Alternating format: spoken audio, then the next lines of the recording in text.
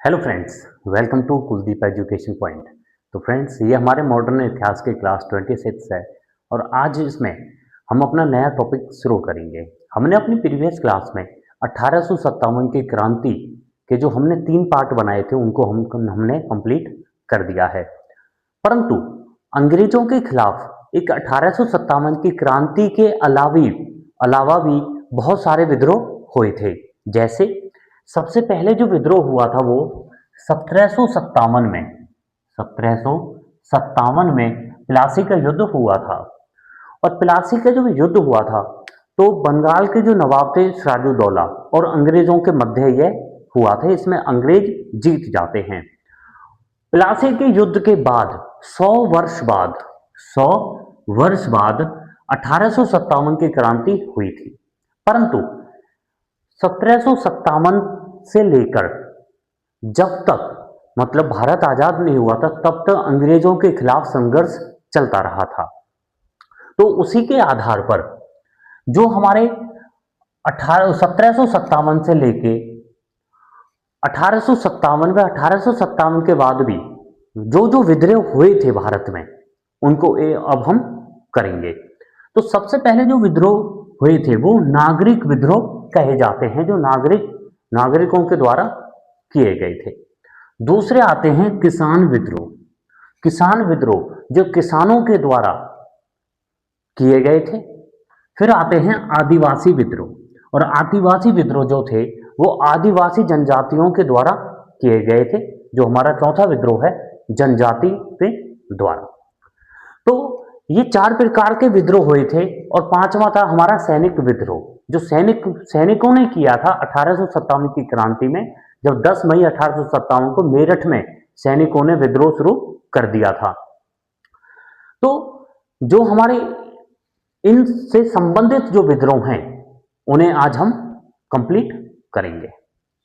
पहला जो विद्रोह आता है हमारा वो आता है सन्यासी विद्रोह।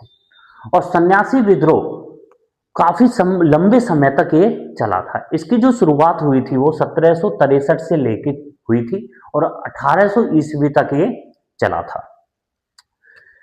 पहला पॉइंट है हमारा इसमें कि इस विद्रोह का जो नेतृत्व किया था, मतलब इस विद्रोह में जो लोग शामिल हुए थे वो सन्यासी व फकीर, मतलब इस विद्रोह का जो नेतृत्व व इस विद्रोह के जो अनुयायी थे जिन्होंने इस विद्रोह को आगे बढ़ाया था वो सन्यासी और फकीर थे।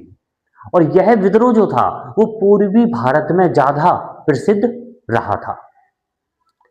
नेक्स्ट पॉइंट आता है कि इस विद्रोह का कारण क्या था जो ये सन्यासी विद्रोह हुआ था। सन्यासियों ने यह विद्रोह किया था, इसलिए इसे सन्यासी विद्रोह कहा जाता है। और इसका जो मुख्य कारण था वो यह था कि तीर्थ यात्रा पर, जो तीर्थ यात्रा होती थी, तीर्थ यात्रा पर प्रतिबंध लगा दिया था सरकार ने। और जब प्रतिबंध लगा दिया था तो सन्यासियों और फकीरों ने विद्रोह किया था, जिसे हम सन्यासी विद्रोह कहते हैं। तो अगर नेतृत्व पूछा जाता है किसने किया था तो सन्यासियों और फकीरों, जो फकीर थे उन्होंने इस विद्रोह का नेतृत्व किया था। नेक्स्ट पॉइंट आता है हमारा इसमें कि जो ये सन्यासी और फकीर थे जिन्होंने इस विद्रोह का नेतृत्व किया था या इस विद्रोह की शुरुआत करी थी वो शंकराचार्य जी और गिरि संप्रदाय के अनुयायी थे। दोबारा से देखिए कि जो सन्यासी व फकीर थे जिन्होंने सन्यासी विद्रोह की शुरुआत करी थी, व नेतृत्व किया था, जो ये अनुयायी थे जिन्होंने इस विद्रोह को शुरू किया था वो शंकराचार्य जी और गिरि संप्रदाय के अनुयायी थे। नेक्स्ट पॉइंट आता है हमारा इसमें कि इस विद्रोह का नाम, जो ये विद्रोह हुआ था, इस विद्रोह का नाम सन्यासी विद्रोह था। परंतु यह सन्यासी विद्रोह भी, यह मतलब जो सन्यासी विद्रोह हुआ था वो बंगाल के गवर्नर जो थे वॉरेन हेस्टिंग ने इस विद्रोह का नाम सन्यासी विद्रोह रखा था। वॉरेन हेस्टिंग जो 1772 में गवर्नर बनाए जाते हैं और 1773 रेगुलेटरी एक्ट के तहत 1774 में बंगाल के गवर्नर बनाए जाते हैं। वॉरेन हेस्टिंग का जो कार्यकाल चलता है वो 1772 से लेकर 1785 तक चलता है। नेक्स्ट पॉइंट है हमारा कि जो ये सन्यासी व फकीर थे, जो ये विद्रोह था, यह विद्रोही जो थे इसमें वो ईस्ट इंडिया कंपनी जो थी अंग्रेजों की, उसके गोदामों को लूटा करते थे। ईस्ट इंडिया कंपनी के गोदामों को लूटा करते थे जो सन्यासी विद्रोह के विद्रोही थे। नेक्स्ट पॉइंट आता है हमारा इसमें कि बंगाल के एक उपन्यासकार थे बंकिम चंद्र चटर्जी। बंकिम चंद्र चटर्जी बंगाल के एक उपन्यासकार थे और इन्होंने अपना एक उपन्यास लिखा था जो था आनंद मठ। तो आनंद मठ की रचना की थी बंकिम चंद्र चटर्जी ने। आनंद मठ का जो कथानक लिया गया था, आनंद मठ का जो कथानक लिया गया था वो सन्यासी विद्रोह से ही लिया गया था। एक बारी दोबारा से देखिए इसको, ये बंगाल के उपन्यासकार थे बंकिम चंद्र चटर्जी और बंकिम चंद्र चटर्जी ने अपना एक उपन्यास लिखा था जो था आनंद मठ, और आनंद मठ का जो कथानक लिया गया था वो सन्यासी विद्रोह से ही लिया गया था। नेक्स्ट पॉइंट आता है हमारा कि सन्यासी विद्रोह, वैसे तो इसका नेतृत्व जो किया था वो फकीरों ने और सन्यासियों ने किया था, परंतु इन फकीर और सन्यासियों में भी एक प्रमुख नेता था। इनका एक नेता था जो था द्विज नारायण। तो ये था हमारा सन्यासी विद्रोह की जानकारी। उसके बाद जो हमारा ये आनंद मठ है, आनंद मठ जो एक उपन्यासकार है, इसकी रचना बंकिम चंद्र चटर्जी ने की है। तो आनंद मठ के बारे में अब हम देखेंगे। आनंद मठ, इस उपन्यास का जो प्रकाशन हुआ था, इस उपन्यास का जो प्रकाशन हुआ था वो 1882 में हुआ था। और आनंद मठ का जो लिखा गया था, आनंद मठ, वो बंगाल भाषा में लिखा गया था, क्योंकि बंकिम चंद्र चटर्जी एक बंगाल के उपन्यासकार थे। तो आनंद मठ में जो भाषा का प्रयोग हुआ था, जिस भाषा में ये लिखा गया था, वो थी बंगाल व बांग्ला भाषा। नेक्स्ट पॉइंट आता है हमारा कि आनंद मठ को स्वाधीनता संग्राम का जीवन वृत्त भी कहा जाता है। आनंद मठ जो उपन्यास था जिसकी रचना 1882 में हुई थी बंकिम चंद्र चटर्जी के द्वारा। नेक्स्ट पॉइंट है हमारा कि अभी तक जो आनंद मठ है, आनंद मठ में अभी तक 4 बार संशोधन हो चुका है। आनंद मठ जो उपन्यास है जिसमें से वंदे मातरम राष्ट्रीय गीत लिया हुआ है, उसमें अभी तक 4 बार संशोधन हो चुका है। नेक्स्ट पॉइंट आता है हमारा कि आनंद मठ उपन्यास से ही राष्ट्रीय गीत, आनंद मठ उपन्यास से ही राष्ट्रीय गीत वंदे मातरम लिया गया है।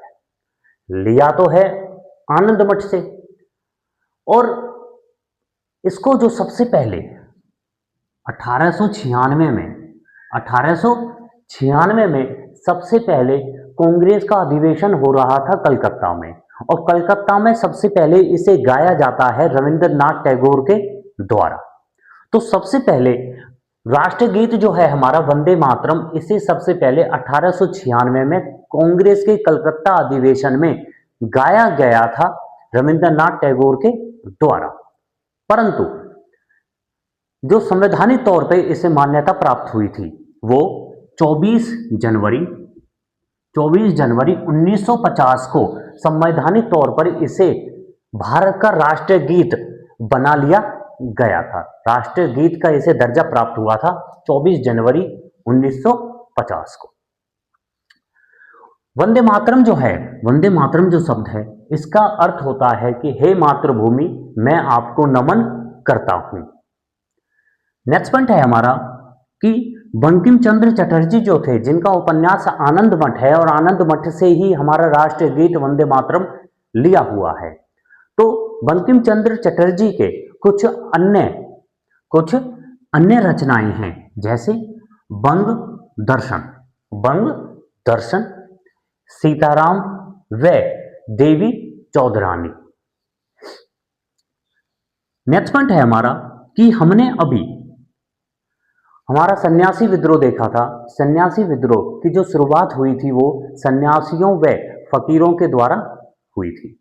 सन्यासी जो थे उन्होंने जो सन्यासी विद्रोह शुरू किया था वो जब तीर्थ यात्राओं पर प्रतिबंध लगा दिया गया था तो सन्यासियों ने व फकीरों ने वो विद्रोह शुरू किया था जिसे हम सन्यासी विद्रोह कहते हैं।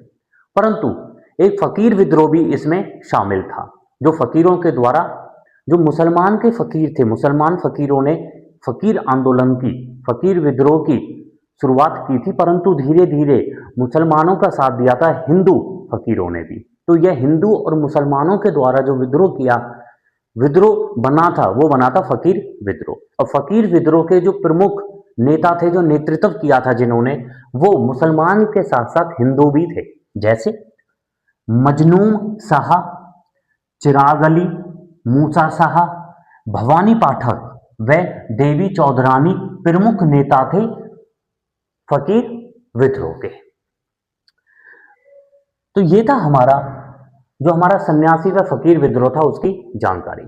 दूसरा जो विद्रोह आता है हमारा, वो आता है हमारा चुआर विद्रोह। चुआर विद्रोह जो शुरुआत हुई थी जिसकी 1766 व 1772 में, 1766 1768 भी बताया जाता है। तो इसमें हमारा पहला पॉइंट है कि चुआर विद्रोह का की जो शुरुआत हुई थी इसका कारण क्या था जो ये विद्रोह हुआ था।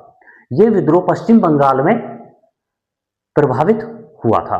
तो इसका कारण था अकाल व बढ़ा हुआ भूमिकर, मतलब अकाल पड़ गया था फिर भी जो जमींदार थे उन्होंने किसानों पर भूमिकर बढ़ा दिया था, वह उनसे भूमिकर ले रहे थे क्योंकि उनकी फसल अच्छी नहीं हुई थी, अकाल पड़ गया था। इसी वजह से किसानों के द्वारा चुआर विद्रोह शुरू किया गया था। नेक्स्ट पॉइंट आता है हमारा इसमें कि 1766 व 1768 में यह विद्रोह बंगाल व बिहार में शुरू हुआ था। 1766 व 1768 में चुआर विद्रोह जो था वो बंगाल और बिहार में इसकी शुरुआत हुई थी। नेक्स्ट पॉइंट है हमारा कि चुआर विद्रोह का जो नेतृत्व किया गया था वो किया गया था राजा जगन्नाथ के द्वारा। राजा जगन्नाथ इसका नेतृत्व कर रहे थे, परंतु इसके साथ जो लगे थे वो किसान, कृषक थे। नेक्स्ट पॉइंट आता है हमारा इसमें कि इस विद्रोह से, चुआर विद्रोह से जो बंगाल और बिहार में था, इससे जो क्षेत्र प्रभावित थे वो थे नानुभूम, नानभूम और वीरभूम। नानभूम और वीरभूम जो पश्चिम बंगाल के क्षेत्र हैं वो इससे ज्यादा प्रभावित हुए थे। तो ये था हमारा चुआर विद्रोह की जानकारी। हमारा जो तीसरा विद्रोह होता है वो है हमारा पागलपंथी विद्रोह। और पागलपंथी विद्रोह की जो शुरुआत हुई थी वो 1813 से 1833 तक चली थी। हमारा प्रथम पॉइंट है इसमें, पहला पॉइंट है हमारा कि पागलपंथी जो विद्रोह हुआ था, पागलपंथी विद्रोह का जो नेतृत्व किया गया था वो सबसे पहले नेतृत्व किया गया था करम सिंह के द्वारा। करम सिंह के द्वारा नेतृत्व किया गया था। उसके बाद टीपू ने जमींदारों के विरुद्ध यह विद्रोह किया था। तो हम ये कह सकते हैं कि पागलपंथी जो विद्रोह था वो जमींदारों के खिलाफ हुआ था, और जमींदारों के खिलाफ यह जो विद्रोह हुआ था इसका नेतृत्व किया था करम सिंह और टीपू ने। नेक्स्ट पॉइंट आता है हमारा कि यह जो विद्रोह था, पागलपंथी विद्रोह जो था, यह विद्रोह गारो जनजाति के विरुद्ध था। मतलब गारो जनजाति से संबंधित था हमारा पागलपंथी विद्रोह। नेक्स्ट पॉइंट आता है हमारा इसमें कि प्रभावित क्षेत्र, पागलपंथी विद्रोह से जो प्रभावित क्षेत्र हुए थे जहां पे ये ज्यादा सक्रिय था ये विद्रोह, वो था शेरपुर। और शेरपुर है हमारा वेस्ट बंगाल में, पश्चिम बंगाल में। तो ये था हमारा तीसरा विद्रोह जो था पागलपंथी विद्रोह।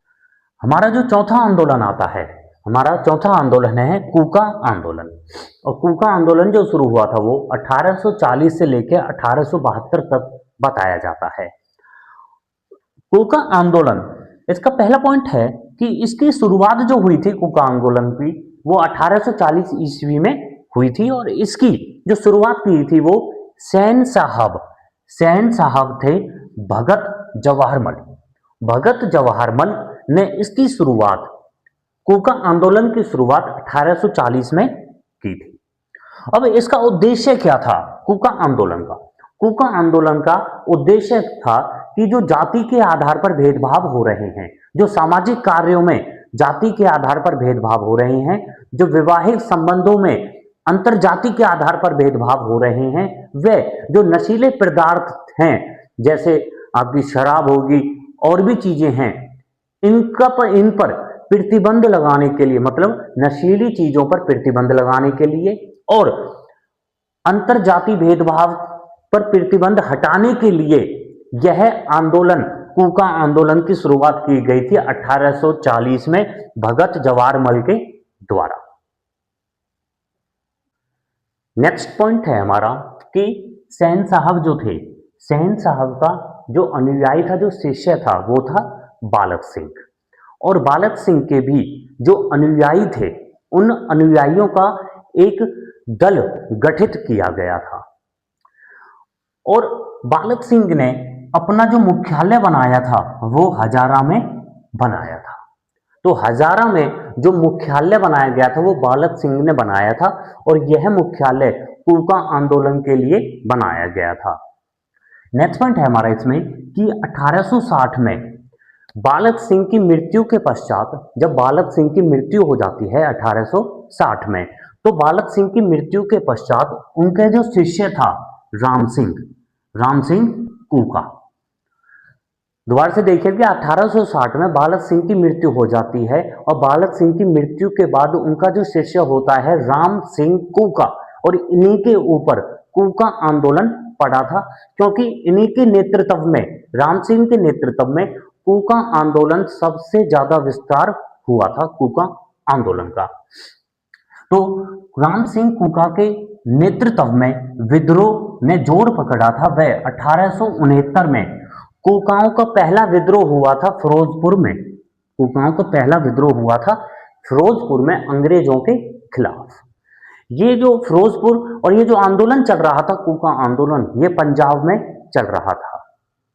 नेक्स्ट पॉइंट है हमारा कि सिख प्रभुत्व की समाप्ति पर, जब सिखों का अस्तित्व समाप्त हो गया था, राजा रणजीत सिंह ने जब अंग्रेजों के साथ संधि कर ली थी, तो सिखों का जो प्रभुत्व की समाप्ति पर यह आंदोलन हुआ था, आंदोलन कूका आंदोलन हुआ था। और यह आंदोलन अंग्रेजों का जो शासन चल रहा था, अंग्रेजों के शासन को हटाकर पंजाब में सिखों का दोबारा से पुनर्स्थापित करना चाहते थे, सिखों के शासन को, तो इसलिए कूका आंदोलन चल रहा था। नेक्स्ट पॉइंट है हमारा कि राम सिंह कूका को रंगून में निर्वासित किया गया था, मतलब इनकी जो मृत्यु हुई थी वो रंगून में हुई थी, रंगून में, जहां पर बहादुर शाह जफर की मृत्यु हुई थी 1862 में। तो ये था हमारा कूका आंदोलन की जानकारी। हमारा जो पांचवा विद्रोह होता है वो है हमारा भील विद्रोह। और भील विद्रोह जो चला था वो चला था 1818 से लेके 1848 तक। इसमें हमारा पहला पॉइंट है कि भीलों ने महाराष्ट्र व बिहार में विद्रोह किया था। तो भील विद्रोह जो हुआ था ये मुख्यतः महाराष्ट्र क्षेत्र व बिहार क्षेत्र में हुआ था। नेक्स्ट पॉइंट है हमारा इसमें कि 1822 ईस्वी में भीलों का नेतृत्व हिरिया ने किया था। 1822 ईस्वी में भीलों का नेतृत्व हिरिया ने किया था। नेक्स्ट पॉइंट है हमारा कि 1825 में भीलों का जो नेतृत्व आ जाता है वो सेवाराम जी के हाथों में आ जाता है। तो 1825 में भीलों का नेतृत्व सेवाराम जी ने किया था। वे भीलों का पुनर्विद्रोह किया था, मतलब दोबारा से इन्होंने विद्रोह किया था। नेक्स्ट पॉइंट है हमारा इसमें कि 1857 की जो क्रांति हुई थी, 1857 की क्रांति में भागोजी भागोजी व काजल भागोजी व काजल ने 1857 की क्रांति में अंग्रेजों के साथ संघर्ष किया था। अगर क्वेश्चन ये आता है कि भील विद्रोह में, जो भील विद्रोह हुआ था उसमें 1857 की क्रांति में भीलों का कौन सा नेतृत्व या भीलों की तरफ से किसने नेतृत्व किया था, तो वो किया था भागोजी और काजल ने। नेक्स्ट पॉइंट आता है हमारा इसमें कि 19वीं सदी के अंतिम 2 दशक, 19वीं सदी के अंतिम 2 दशकों में भील विद्रोह जो था, भील विद्रोह का नेतृत्व श्री गोविंद ने किया था, श्री गोविंद ने किया था। नेक्स्ट पॉइंट आता है हमारा इसमें कि 1883 ईस्वी में आदिवासियों के सेवार्थ संप सभा की स्थापना की गई थी। मतलब आदिवासियों के सेवार्थ संप सभा की स्थापना की गई थी 1883 में। और जब संप सभा की स्थापना की गई थी, जिसकी सहायता से भीलों को संगठित किया गया था, मतलब जब भील जो अनुयायी थे या भील जो विद्रोही थे वो इधर उधर हो गए थे, तो स्वार्थ संप सभा के द्वारा ही भीलों को संगठित किया गया था, भीलों को इकट्ठा किया गया था। और भील विद्रोह में जो अन्य प्रमुख जो व्यक्ति थे वो थे मोतीलाल तेजावत और त्र्यंबक। एक बार इसको दोबारा से देखिए कि 1822 में भीलों का नेतृत्व किया जाता है हिरिया के द्वारा, 1825 में नेतृत्व किया जाता है सेवाराम के द्वारा, 1857 की क्रांति में नेतृत्व किया जाता है भागोजी और काजल के द्वारा, 19वीं सदी में नेतृत्व किया जाता है श्री गोविंद के द्वारा। हमारा जो नेक्स्ट विद्रोह आता है, जो हमारा छठा विद्रोह है, वो है हमारा गडकरी विद्रोह। और गडकरी विद्रोह की शुरुआत हुई थी 1844 ईस्वी में। हमारा पहला पॉइंट है कि गडकरी विद्रोह जो था, गडकरी विद्रोह मराठों के किलों में, मराठे जो साम्राज्य था, मराठों के किलों में कार्यरत वंशानुगत कर्मचारियों द्वारा बढ़े हुए भू राजस्व की वसूली के विरुद्ध किया गया था। एक बार दोबारा से देखिए कि जो गडकरी विद्रोह था, ये गडकरी विद्रोह का जो कारण था विद्रोह करने का, वो था भू राजस्व की वसूली, भू राजस्व की वसूली में बढ़े हुए कर, उनके लिए, उसके लिए यह विद्रोह किया गया था। और यह जो विद्रोह किया था वो मराठा जो साम्राज्य था, मराठा साम्राज्य के जो शासक थे, जो पेशवा थे, उनके किलों में कार्यरत वंशानुगत कर्मचारियों द्वारा यह विद्रोह किया गया था। नेक्स्ट पॉइंट आता है हमारा कि गडकरी विद्रोह के जो प्रमुख केंद्र थे जहां पे यह विद्रोह सक्रिय रूप से एक्टिव था, तो वो थे महाराष्ट्र और कोल्हापुर। महाराष्ट्र और कोल्हापुर में यह विद्रोह के प्रमुख केंद्र थे। नेक्स्ट पॉइंट आता है हमारा कि गडकरी विद्रोह का जो नेतृत्व किया था वो बाबाजी अहिरकर ने किया था, बाबाजी अहिरकर ने किया था गडकरी विद्रोह का। गडकरी विद्रोह जो 1844 में जिसकी शुरुआत हुई थी। तो ये था हमारा गडकरी विद्रोह की जानकारी। हमारा जो 7वां विद्रोह आता है वो है हमारा संथाल विद्रोह। और संथाल विद्रोह की जो शुरुआत हुई थी वो 1855 व 1856 ईस्वी में बताई जाती है। पहला पॉइंट है हमारा इसमें कि आदिवासियों द्वारा किया गया सबसे प्रभावी विद्रोह था। आदिवासी व जनजाति जो विद्रोह हुए थे, उन विद्रोह, जितने भी विद्रोह हुए थे आदिवासियों के द्वारा, उन सभी विद्रोह में जो सबसे प्रभावी विद्रोह था वो था संथाल विद्रोह। संथाल विद्रोह आदिवासियों द्वारा सबसे प्रभावी विद्रोह था। नेक्स्ट पॉइंट है हमारा इसमें कि दामन-ए-कोहो के नाम से ज्ञात भागलपुर से राजमहल तक का भूभाग संथाल क्षेत्र था। मतलब जो संथालियों का क्षेत्र था उसको दामन-ए-कोहो कहा जाता था। जो राजमहल स्थान था उसके आसपास का जो एरिया था उसको दामन-ए-कोहो कहा जाता था। तो दामन-ए-कोहो के नाम से जो ज्ञात था, भागलपुर से लेकर और राजमहल और राजमहल तक का जो क्षेत्र था, जो भूभाग क्षेत्र था, उस क्षेत्र को दामने कोह कहा जाता था। और यही क्षेत्र था जो संथाली जनजाति थी, उसका क्षेत्र यही था। इसी क्षेत्र के अंतर्गत संथाल जनजाति अपना जीवन व्यतीत किया करती थी। नेक्स्ट पॉइंट आता है हमारा कि संथाल जो विद्रोह हुआ था, संथाल विद्रोह का जो कारण था वो था दुर्व्यवहार। मतलब कि संथाल जो लोग थे, जो संथाल जनजाति थी, जो आदिवासी लोग थे, ये इनके साथ भेदभाव किया जाता था, इनके साथ बुरा व्यवहार किया जाता था, इनका शोषण किया जाता था। दूसरा जो पॉइंट था वो था पुलिस के दमन। अगर ये अपनी शिकायत उच्च अधिकारी या पुलिस वालों को किया करते थे तो पुलिस वाले इनका दमन किया करते थे, मतलब उनकी आवाज को दबा दिया करते थे, और पुलिस भी इनके साथ अत्याचार किया करती थी। तीसरा जो कारण है वह है जमींदारों व साहूकारों द्वारा वसूली करना। जमींदार जो थे वो इनसे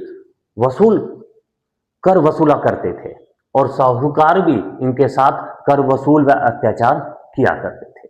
तो यह था कारण संथाल विद्रोह का।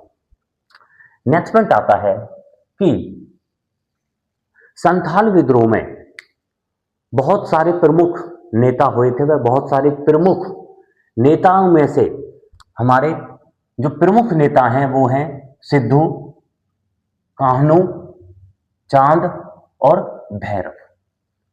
तो ये हैं कुछ प्रमुख नेता संथाल विद्रोह के। सिद्धू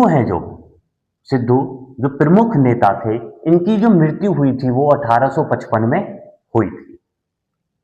कान्हू की मृत्यु हुई थी 1856 में।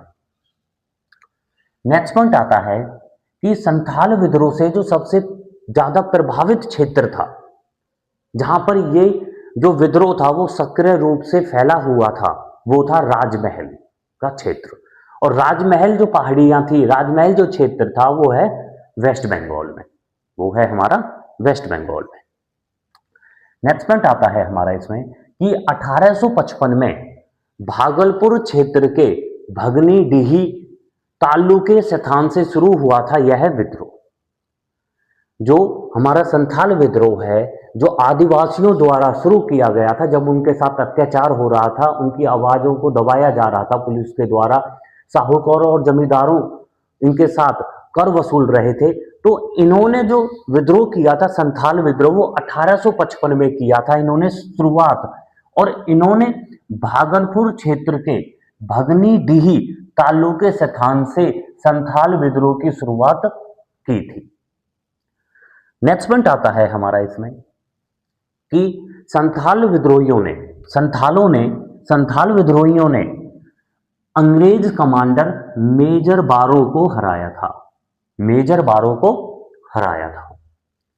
नेक्स्ट पॉइंट है हमारा इसमें कि संथाल विद्रोह का दमन किया था। जो संथाल विद्रोह चल रहा था, इस संथाल विद्रोह को किसने दबाया था, इस संथाल विद्रोह को समाप्त किसने किया था? तो इसका जो दमन किया था इस विद्रोह का, संथाल विद्रोह का, वो किया था भागलपुर के कमिश्नर ब्राउन व मेजर लायड ने। भागलपुर के कमिश्नर ब्राउन और मेजर लायड ने संथाल विद्रोह का दमन किया था। नेक्स्ट पॉइंट आता है हमारा कि जो ये संथाल विद्रोह था, भाई संथाल जो क्षेत्र था वो हमने देख लिया कि भागलपुर से लेकर राजमहल की पहाड़ियां जो थी वहां तक जो भूभाग फैला हुआ था वो संथालियों का क्षेत्र था, जिसको हम दामने कोह भी कहते थे। परंतु जो ये संथाल विद्रोह जो फैला था वो भागलपुर से लेकर बर्धमान तक फैला था संथाल विद्रोह। तो ये है हमारे संथाल विद्रोह की जानकारी। हमारा जो नेक्स्ट विद्रोह आता है वो है हमारा कोल विद्रोह। और कोल विद्रोह की जो शुरुआत हुई थी वो 1831 व 1832 ईस्वी में हुई थी।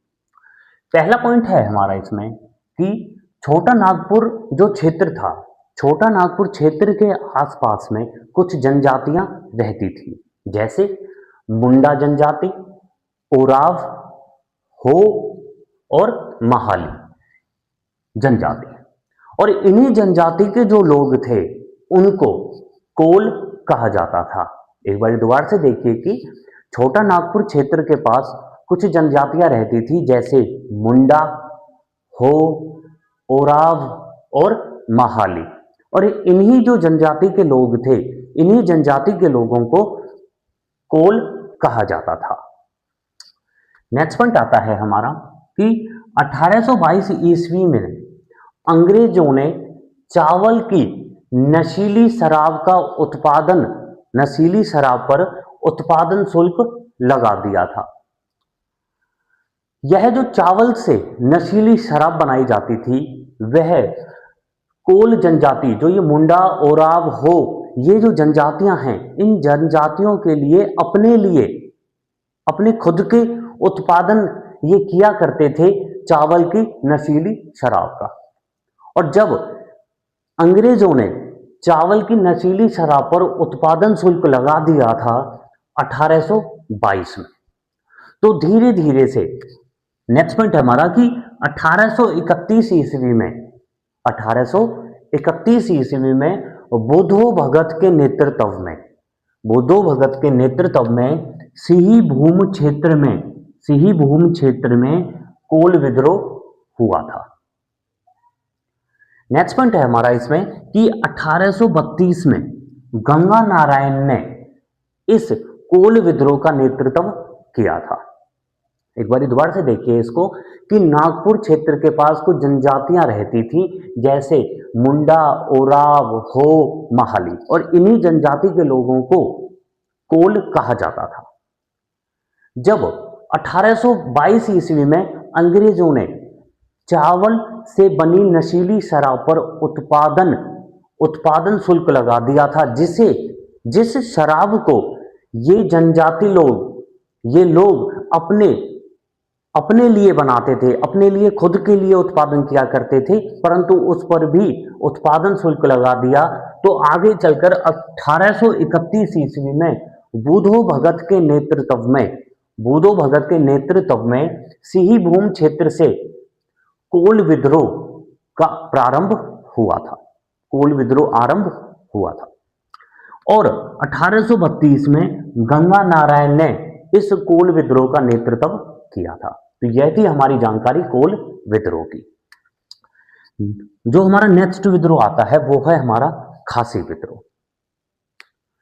खासी विद्रोह जो हुआ था वो 1828 से 1833 व 1848 में ये पूरी तरह से समाप्त हो गया था।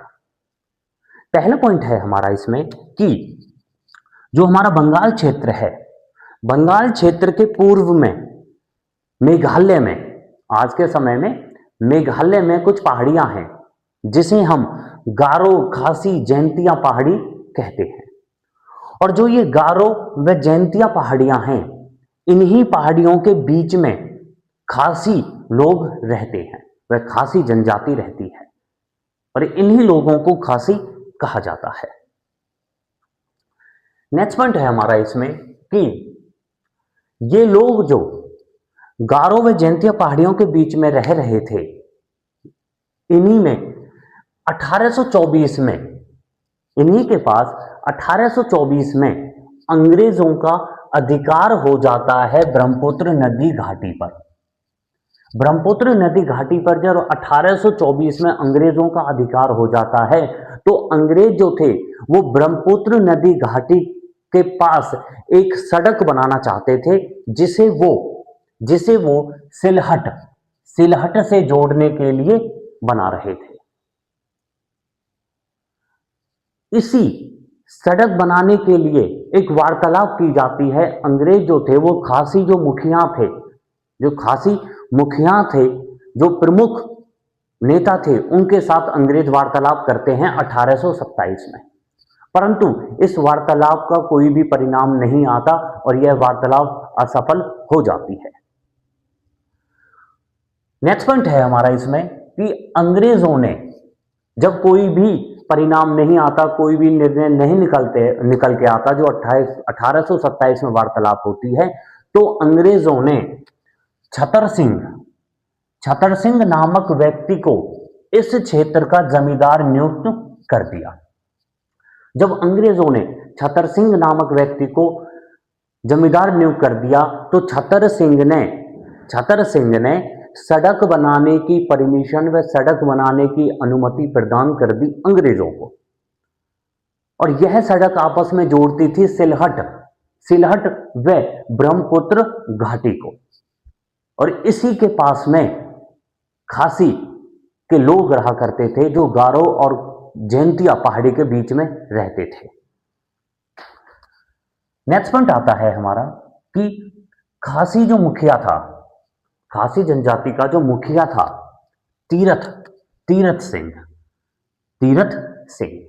वे जो अन्य मुखिया थे और क्षेत्रों के, वो सब आपस में मिलते हैं और मिलने के बाद मुखियाओं ने खासी विद्रोह शुरू कर दिया था। नेक्स्ट पॉइंट है हमारा कि खासी विद्रोह जो हुआ था, खासी विद्रोह में कुछ प्रमुख नेता थे, जैसे बारमानिक,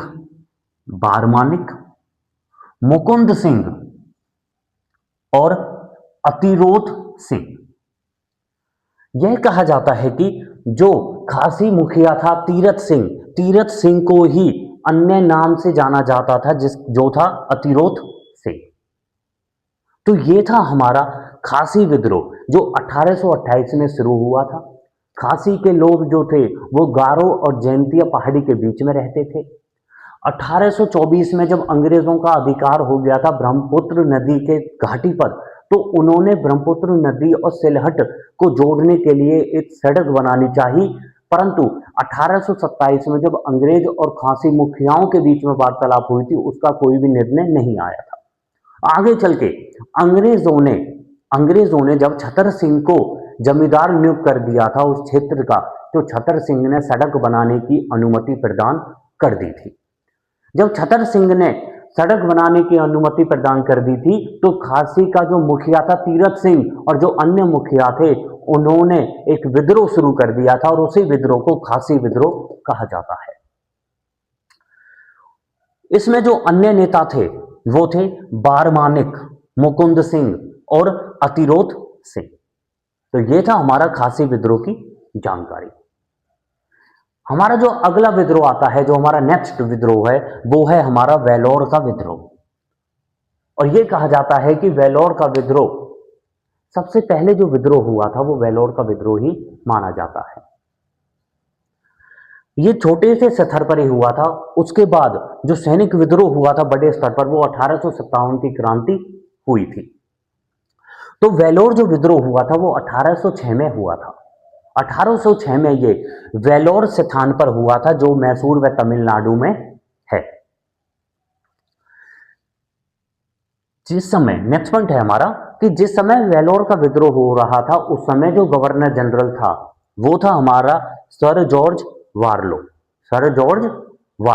और सर जॉर्ज वार्लो का जो कार्यकाल था वो था 1805 से लेकर 1806 तक।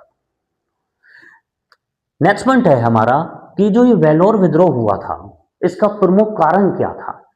इसका कारण यह था कि कुछ सामाजिक व धार्मिक जो रीति रिवाज थे वेलोर लोगों के, जो कुछ धार्मिक और रीति रिवाज जो सामाजिक रीति रिवाज थे वेलोर लोगों के, उन पर प्रतिबंध लगाया जा रहा था अंग्रेजों के द्वारा। मतलब कि अंग्रेज तिलक लगाने पर प्रतिबंध लगा रहे थे। तो यही मेन कारण था, यही मुख्य कारण था जिस वजह से 1806 में वेलोर का विद्रोह हुआ था। हेलो फ्रेंड्स, तो फ्रेंड्स अभी जो हमने हमारी थ्योरी की है जिसमें हमने अंग्रेजों के खिलाफ जो अब विद्रोह थे, जो सैनिक विद्रोह, आदिवासी विद्रोह, ये सब किए हैं, तो उससे ही रिलेटेड अब हम अपने एमसीक्यू क्वेश्चंस करेंगे। तो हमारा पहला क्वेश्चन है कि प्लासी का युद्ध किन के बीच में हुआ था। तो प्लासी का युद्ध जो हुआ था वो हमारा 1757 को हुआ था अंग्रेज और सिराजुद्दौला के बीच में। सिराजुद्दौला जो थे वो बंगाल के नवाब थे और इनके बीच में ही हुआ था। इस युद्ध में अंग्रेज जीत जाते हैं और सिराजुद्दौला हार जाता है, क्योंकि सिराजुद्दौला का जो सेनापति था, सेनापति मीर जाफर सिराजुद्दौला को धोखा दे देता है और सिराजुद्दौला की हत्या कर दी जाती है अंग्रेजों के द्वारा। नेक्स्ट क्वेश्चन है हमारा कि भारत में अंग्रेजों के विरुद्ध विद्रोह मुख्यतः कितने प्रकार के माने जाते हैं। तो जो विद्रोह माने जाते हैं वो हमारे 4 से 5 प्रकार के माने जाते हैं। पहला विद्रोह आता है सैन्य विद्रोह। दूसरे प्रकार का विद्रोह जो होता है वो है जनजातीय विद्रोह। फिर है किसान विद्रोह। फिर है नागरिक विद्रोह। तो ये हैं हमारे कुछ प्रकार के विद्रोह जो अंग्रेजों के खिलाफ हुए थे। नेक्स्ट क्वेश्चन है हमारा कि सन्यासी विद्रोह जो है, सन्यासी विद्रोह कब प्रारंभ हुआ था। तो सन्यासी विद्रोह जो प्रारंभ हुआ था वो 1763 ईस्वी में हुआ था। और यह जो विद्रोह था सन्यासी विद्रोह, यह प्रारंभ किया था शंकराचार्य जी व गिरि संप्रदाय के अनुयायियों ने। और इस विद्रोह में जो युद्ध पद्धति अपनाई गई थी वो थी गोरिल्ला युद्ध पद्धति अपनाई गई थी। और यही युद्ध पद्धति जो अपनाई थी वो शिवाजी प्रथम ने और बाजीराव प्रथम ने भी गोरिल्ला युद्ध की जानकारी व गोरिल्ला युद्ध किया करते थे। नेक्स्ट क्वेश्चन है हमारा कि सन्यासी विद्रोह का मुख्य कारण क्या था। तो सन्यासी विद्रोह का जो मुख्य कारण था वो था अंग्रेजों की करनीति और आर्थिक शोषण। मतलब अंग्रेजों के द्वारा जो कर नीति थी उसको, कर वसूलने की जो दर थी उसको बढ़ा दिया गया था और आर्थिक शोषण किया जा रहा था उन लोगों पर। और यह जो सन्यासी विद्रोह है, यह विद्रोह को सन्यासी नाम दिया था वॉरेन हेस्टिंग ने, जो उस समय बंगाल के गवर्नर थे।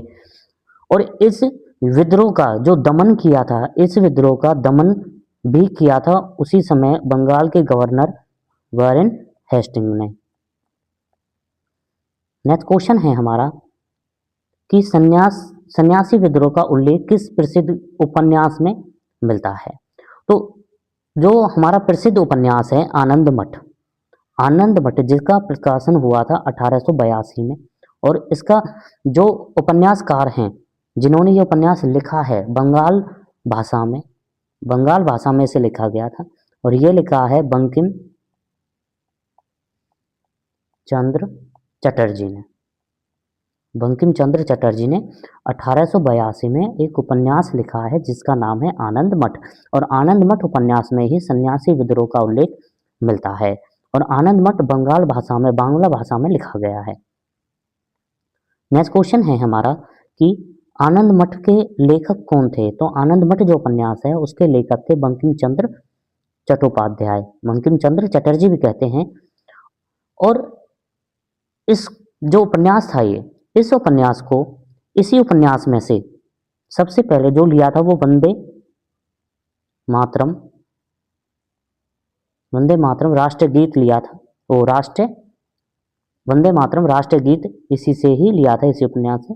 और सबसे पहले जो राष्ट्रगीत गाया गया था वो 1896 जो अधिवेशन था कलकत्ता अधिवेशन जो हो रहा था कांग्रेस का, उसमें 1896 में सबसे पहले राष्ट्रगीत गाया गया था वंदे मातरम। और यह गीत गाया था रविंद्रनाथ टैगोर ने।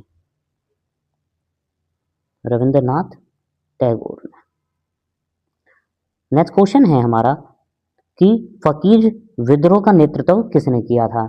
तो फकीर विद्रोह का जो नेतृत्व था वो किया था हमारा मजनू शाह ने।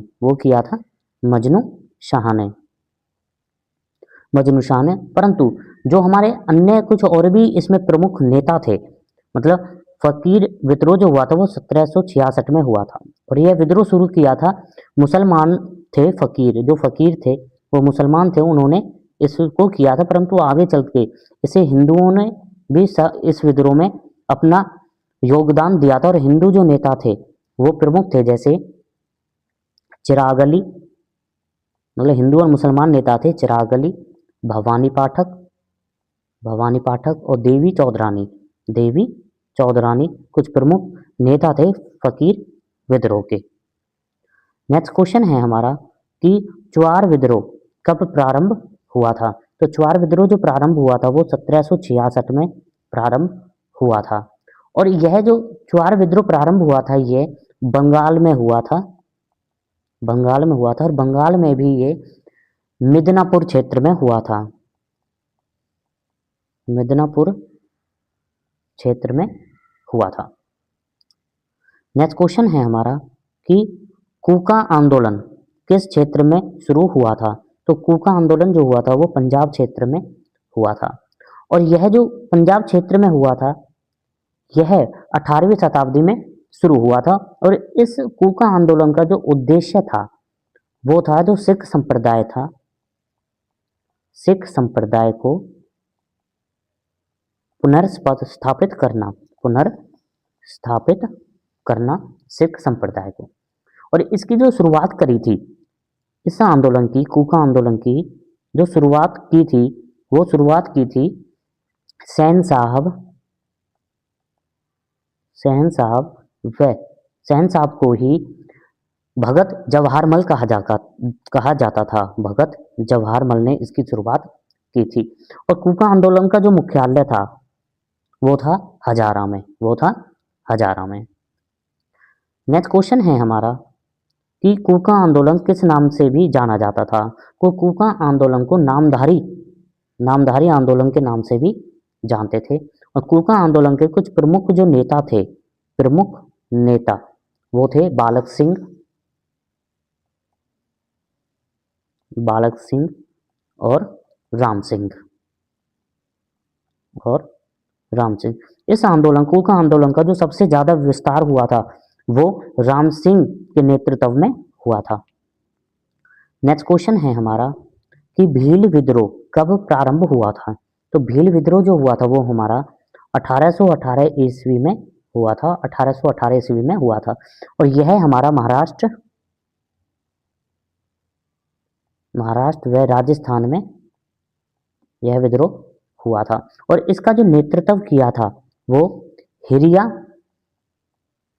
हिरिया नामक व्यक्ति ने 1822 में किया था, 1822 में किया था। नेक्स्ट क्वेश्चन है हमारा कि भील विद्रोह का मुख्य कारण क्या था। तो भील विद्रोह का जो मुख्य कारण बताया जाता है वो हमारा अंग्रेजों की भूमि और राजस्व नीति, क्योंकि अंग्रेजों ने भूमि कर बढ़ा दिया था और उनकी जो राजस्व नीति थी उसमें भी वहां की जनता के साथ शोषण किया जा रहा था। तो हमारा जो आंसर है वो है अंग्रेजों की भूमि और राजस्व नीति। इस विद्रोह में साहूकार द्वारा शोषण भी किया जा रहा था जनता का। तो ये थे जो मुख्य कारण थे भील विद्रोह के। नेक्स्ट क्वेश्चन है हमारा कि संताल विद्रोह किस क्षेत्र में हुआ था। तो संताल जो क्षेत्र जो हुआ था वो दामिनी कोह क्षेत्र में हुआ था। दामिनी कोह क्षेत्र जो वर्तमान में झारखंड कहा जाता है। और दामिनी कोह क्षेत्र जो था वो हमारा भागलपुर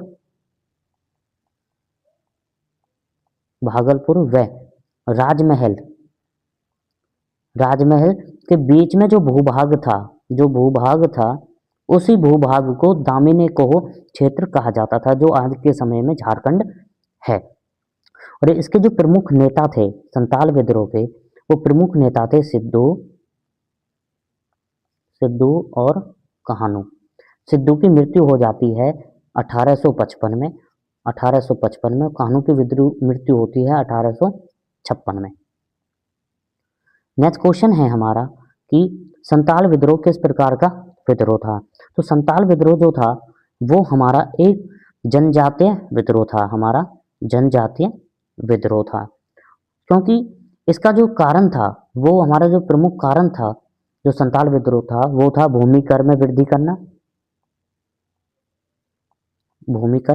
और पुलिस द्वारा अत्याचार करना, पुलिस द्वारा अत्याचार करना व जमींदार व साहूकार द्वारा भी अत्याचार करना।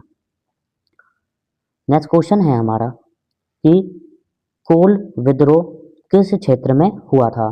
तो कोल विद्रोह जो हुआ था वो हमारा छोटा नागपुर क्षेत्र में हुआ था, जो वर्तमान में झारखंड क्षेत्र में है।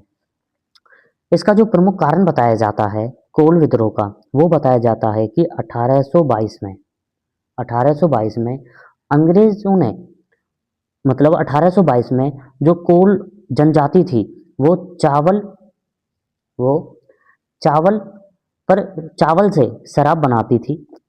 चावल से शराब बनाती थी अपने लिए, परंतु अंग्रेजों ने 1822 में इस शराब पर उत्पादन कर लगा दिया था और इसी वजह से यह विद्रोह हुआ था।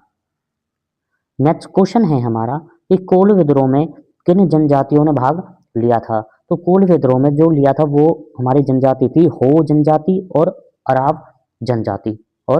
अराव जनजाति, परंतु हमारी कुछ और भी जनजाति थी जैसे महाली व मुंडा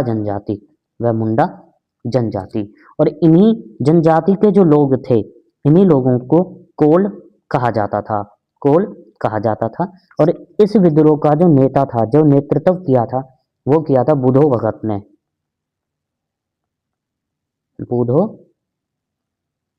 ने। नेक्स्ट क्वेश्चन है हमारा इसमें कि खासी विद्रोह किस क्षेत्र में हुआ था।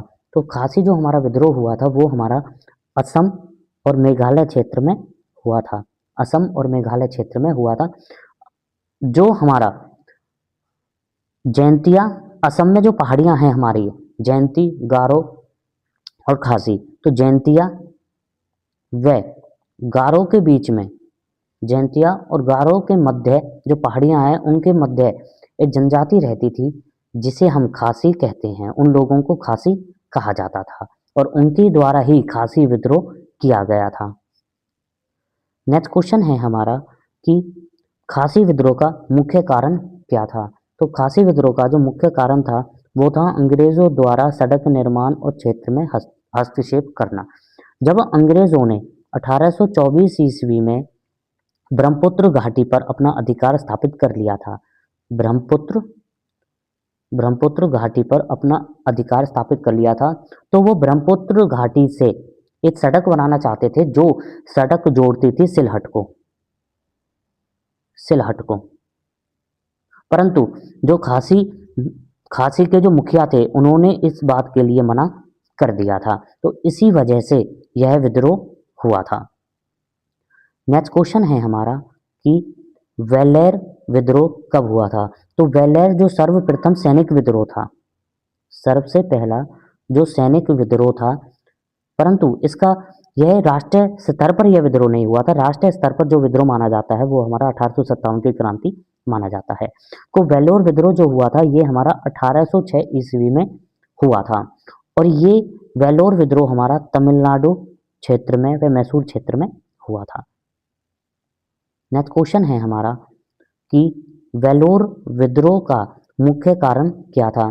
तो वेलोर विद्रोह का मुख्य कारण था सैनिकों की वर्दी में धार्मिक हस्तक्षेप।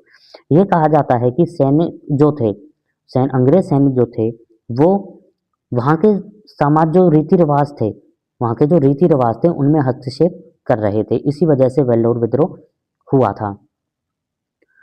नेक्स्ट क्वेश्चन है हमारा कि वेलोर विद्रोह किस प्रकार का विद्रोह था। तो वेलोर विद्रोह एक सैनिक विद्रोह था जो छोटे स्तर पर ही हुआ था, 1806 ईस्वी में हुआ था। परंतु जो हमारा राष्ट्रीय स्तर पर जो पहला सैनिक विद्रोह हुआ था वो हमारा 1857 की क्रांति का विद्रोह हुआ था, जो मेरठ से 10 मई 1857 को शुरू हुआ था सैनिकों के द्वारा। नेक्स्ट क्वेश्चन है हमारा कि वेलोर विद्रोह को किसने दबाया था।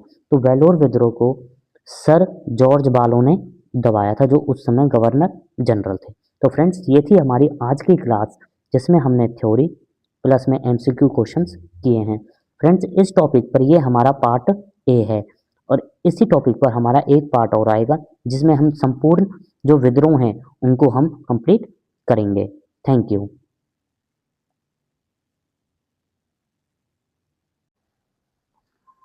Hello friends, welcome to Kuldeep education point. तो फ्रेंड्स, ये हमारे मॉडर्न इतिहास की क्लास 27 है और इसमें जो हमारा टॉपिक चल रहा है, जो अंग्रेज़ों के विरुद्ध जो विद्रोह हुए थे, जिनमें जैसे नागरिक विद्रोह, किसान विद्रोह, आदिवासी विद्रोह और जनजातीय लोगों के द्वारा जो विद्रोह किए गए थे, उनके बारे में हम कर रहे हैं। तो उससे संबंधित ये हमारा पार्ट सेकंड है। इससे पहले हमने कि किस प्रकार से विद्रोह शुरू हुए थे, कौन कौन से विद्रोह हुए थे, वो हमने अपनी क्लास 26 में किए हैं। तो हमारा जो पहला विद्रोह आता है वो है हमारा खोड़ व सवार विद्रोह। खोड़ व सवार जो विद्रोह हुआ था वो हमारा 19वीं सदी में हुआ था। 19वीं शताब्दी में यह विद्रोह हुआ था और यह विद्रोह हमारा उड़ीसा में हुआ था। पहला पॉइंट है हमारा कि खोड़मल जो क्षेत्र है, खोड़मल क्षेत्र के आदिवासी जो हैं उन्हें खोड़ कहते हैं। ध्यान देना कि खोड़मल के आदिवासियों को खोड़ कहा जाता है और पार्लिया खेमेदी, पार्लिया खेमेदी के आदिवासियों को सवार कहते हैं। दोबारा से देखिए एक बारी कि खोड़मल क्षेत्र के आदिवासी जो हैं उन्हें खोड़ कहते हैं और पार्लिया खेमदी के आदिवासियों को सवार कहा जाता है। और इन दो क्षेत्र के आदिवासियों के द्वारा ही यह विद्रोह किया गया था, इसलिए इस विद्रोह को खोड़ व सवार विद्रोह कहा जाता है। नेक्स्ट पॉइंट है हमारा इसमें कि खोड़ व सवार विद्रोह का कारण क्या था। तो खोड़ व सवार विद्रोह का कारण था कि अंग्रेजों ने खोड़ में प्रचलित नरबली पर प्रतिबंध लगा दिया था, जो उनके देवता मोरिया को समर्पित था। अंग्रेजों के द्वारा खोड़ में एक प्रचलित थी, नरबली दी जाती थी और ये नरबली उनके देवता को खुश करने के लिए जो था मोरिया देवता को खुश करने के लिए नरबली दी जाती थी खोड़ जनजाति के द्वारा, और अंग्रेजों ने इस नरबली पर प्रतिबंध लगा दिया था। इसी वजह से यह विद्रोह हुआ था। और ये जो नरबली दी जाती थी, ये इसलिए दी जाती थी ताकि फसल अच्छी हो सके। उनका मानना था कि मोरिया जो उनका देवता था, उसको नरबली देने से उनकी फसल अच्छी होगी, उनकी हल्दी की जो पैदावार है, हल्दी की जो फसल है वो अच्छी होगी। नेक्स्ट पॉइंट है हमारा इसमें कि 1846 ईस्वी में खोड़ों ने चक्र बिसोई के नेतृत्व में विद्रोह किया था। 19वीं शताब्दी में यह विद्रोह हुआ था, परंतु 1846 में यह विद्रोह हुआ था खोड़ों के द्वारा। जब अंग्रेजों ने उनकी जो प्रथा थी उस पर प्रतिबंध लगा दिया था, तो खोड़ों ने उनका जो नेता था चक्र बिसोई के नेतृत्व में खोड़ों ने यह विद्रोह प्रारंभ किया था 1846 में। तो यह था हमारा खोड़ व सवार विद्रोह की जानकारी। हमारा जो नेक्स्ट आंदोलन होता है वो है हमारा वहाबी आंदोलन। और वहाबी आंदोलन जो हुआ था वो 1820 से लेकर 1870 ईस्वी तक चला था। पहला पॉइंट है हमारा इसमें कि इस आंदोलन में वहाबी आंदोलन के जो प्रवर्तक थे वो थे अब्दुल वहाब व सैयद अहमद बरेलवी व अब्दुल वहाब जो थे वो भारत के नहीं थे, वो थे अरबी। और भारत के जो थे वो थे सैयद अहमद बरेलवी, जो रायबरेली से थे। नेक्स्ट पॉइंट आता है हमारा इसमें कि सैयद अहमद बरेलवी ने, जो रायबरेली से थे, इन्होंने एकेश्वरवाद व जिहाद पर बल दिया था। इनका मानना था कि ईश्वर सिर्फ एक है, मतलब इन्होंने एकेश्वरवाद व जिहाद पर बल दिया था। नेक्स्ट पॉइंट आता है कि सैयद अहमद बरेलवी ने हिजरत के महत्व पर बल दिया था। नेक्स्ट पॉइंट आता है हमारा इसमें कि सैयद अहमद ने वहाबी आंदोलन के कुछ केंद्र बनाए थे, जैसे सिथाना व पटना। सिथाना व पटना दो मुख्य केंद्र बनाए थे वहाबी आंदोलन के। नेक्स्ट पॉइंट है हमारा इसमें कि वहाबी आंदोलन के जो प्रवर्तक तो थे अब्दुल वहाब व सैयद अहमद बरेलवी, परंतु इस आंदोलन के कुछ प्रमुख नेता भी थे, जैसे अनायत और विलायत अली। अनायत और विलायत अली जो दो नेता थे वो संबंधित थे बिहार क्षेत्र से। बिहार क्षेत्र से ये दो नेता थे। तीसरे नेता आते हैं तीतू मीर, चौथे नेता हैं दूदू मियां। तीतू मीर और दूदू मियां ये जो दो नेता हैं ये संबंधित हैं बंगाल क्षेत्र से। ये संबंधित हैं बंगाल क्षेत्र से। तो ये था हमारा वहाबी आंदोलन की जानकारी। हमारा जो नेक्स्ट आंदोलन आता है, जो हमारा अगला विद्रोह है, वो है हमारा अहोम विद्रोह। और अहोम विद्रोह जो हुआ था वो 1828 ईस्वी में हुआ था, असम में हुआ था। असम क्षेत्र में यह विद्रोह हुआ था, 1828 ईस्वी में हुआ था। अहोम विद्रोह का जो प्रमुख नेता बताए जाते हैं, जिन्होंने अलग अलग समय पर अहोम विद्रोह का नेतृत्व किया था, वो नेता थे हमारे, पहले हैं हमारे गोमधर कुंवर। गोमधर कुंवर के द्वारा ही 1828 में अहोम विद्रोह की शुरुआत की गई थी। 1828 में अहोम विद्रोह का नेतृत्व किया था गोमधर कुंवर ने। दूसरे जो हमारे प्रमुख नेता हैं इसमें वो हैं धनंजय बोगोहन। तीसरे हैं हमारे जयराम फूकन। तो ये हैं हमारे कुछ प्रमुख नेता अहोम विद्रोह के। नेक्स्ट पॉइंट आता है हमारा कि अहोम विद्रोह का मुख्य कारण क्या था। अहोम विद्रोह का मुख्य कारण था कि अंग्रेजों ने बर्मा युद्ध के समय जो वायदे किए थे वह उनसे मुकर गए थे। मतलब कि अंग्रेजों के द्वारा बर्मा युद्ध के समय पर कुछ वायदे किए गए थे और आगे चलकर अंग्रेज उन वादों से मुकर गए थे, जिसके कारण अहोम विद्रोह की शुरुआत की गई थी। हमारा जो नेक्स्ट विद्रोह आता है वो है हमारा मुंडा विद्रोह। और मुंडा विद्रोह जो था वो 1893 1895 भी कहा जाता है से लेकर 1900 ईस्वी तक चला था। पहला पॉइंट है हमारा इसमें कि मुंडा विद्रोह का जो नेतृत्व किया गया था वो बिरला मुंडा ने किया था। नेक्स्ट पॉइंट है कि बिरला मुंडा का जो जन्म हुआ था वो 15 नवंबर 1875 ईस्वी में हुआ था और इनका जन्म झारखंड में हुआ था। ये झारखंड के निवासी थे। नेक्स्ट पॉइंट आता है हमारा इसमें कि मुंडा जनजाति में प्रचलित सामूहिक खेती होती थी। मुंडा जनजाति में प्रचलित सामूहिक खेती होती थी और उस सामूहिक खेती को खुटकट्टी व्यवस्था कहा जाता था। खुटकट्टी व्यवस्था की परंपरा पर जमींदारों, ठेकेदारों, व्यापारियों व महाजनों ने अंग्रेजों की सहायता से मुंडाओं पर आक्रमण कर दिया था। और जब मुंडाओं पर आक्रमण कर दिया था तो मुंडाओं ने परिणाम स्वरूप 1899 में विद्रोह कर दिया था। 1899 में यह विद्रोह कर दिया था, परंतु 1899 से पहले ही इनके बीच में संघर्ष चल रहा था 1893 व 1895 में।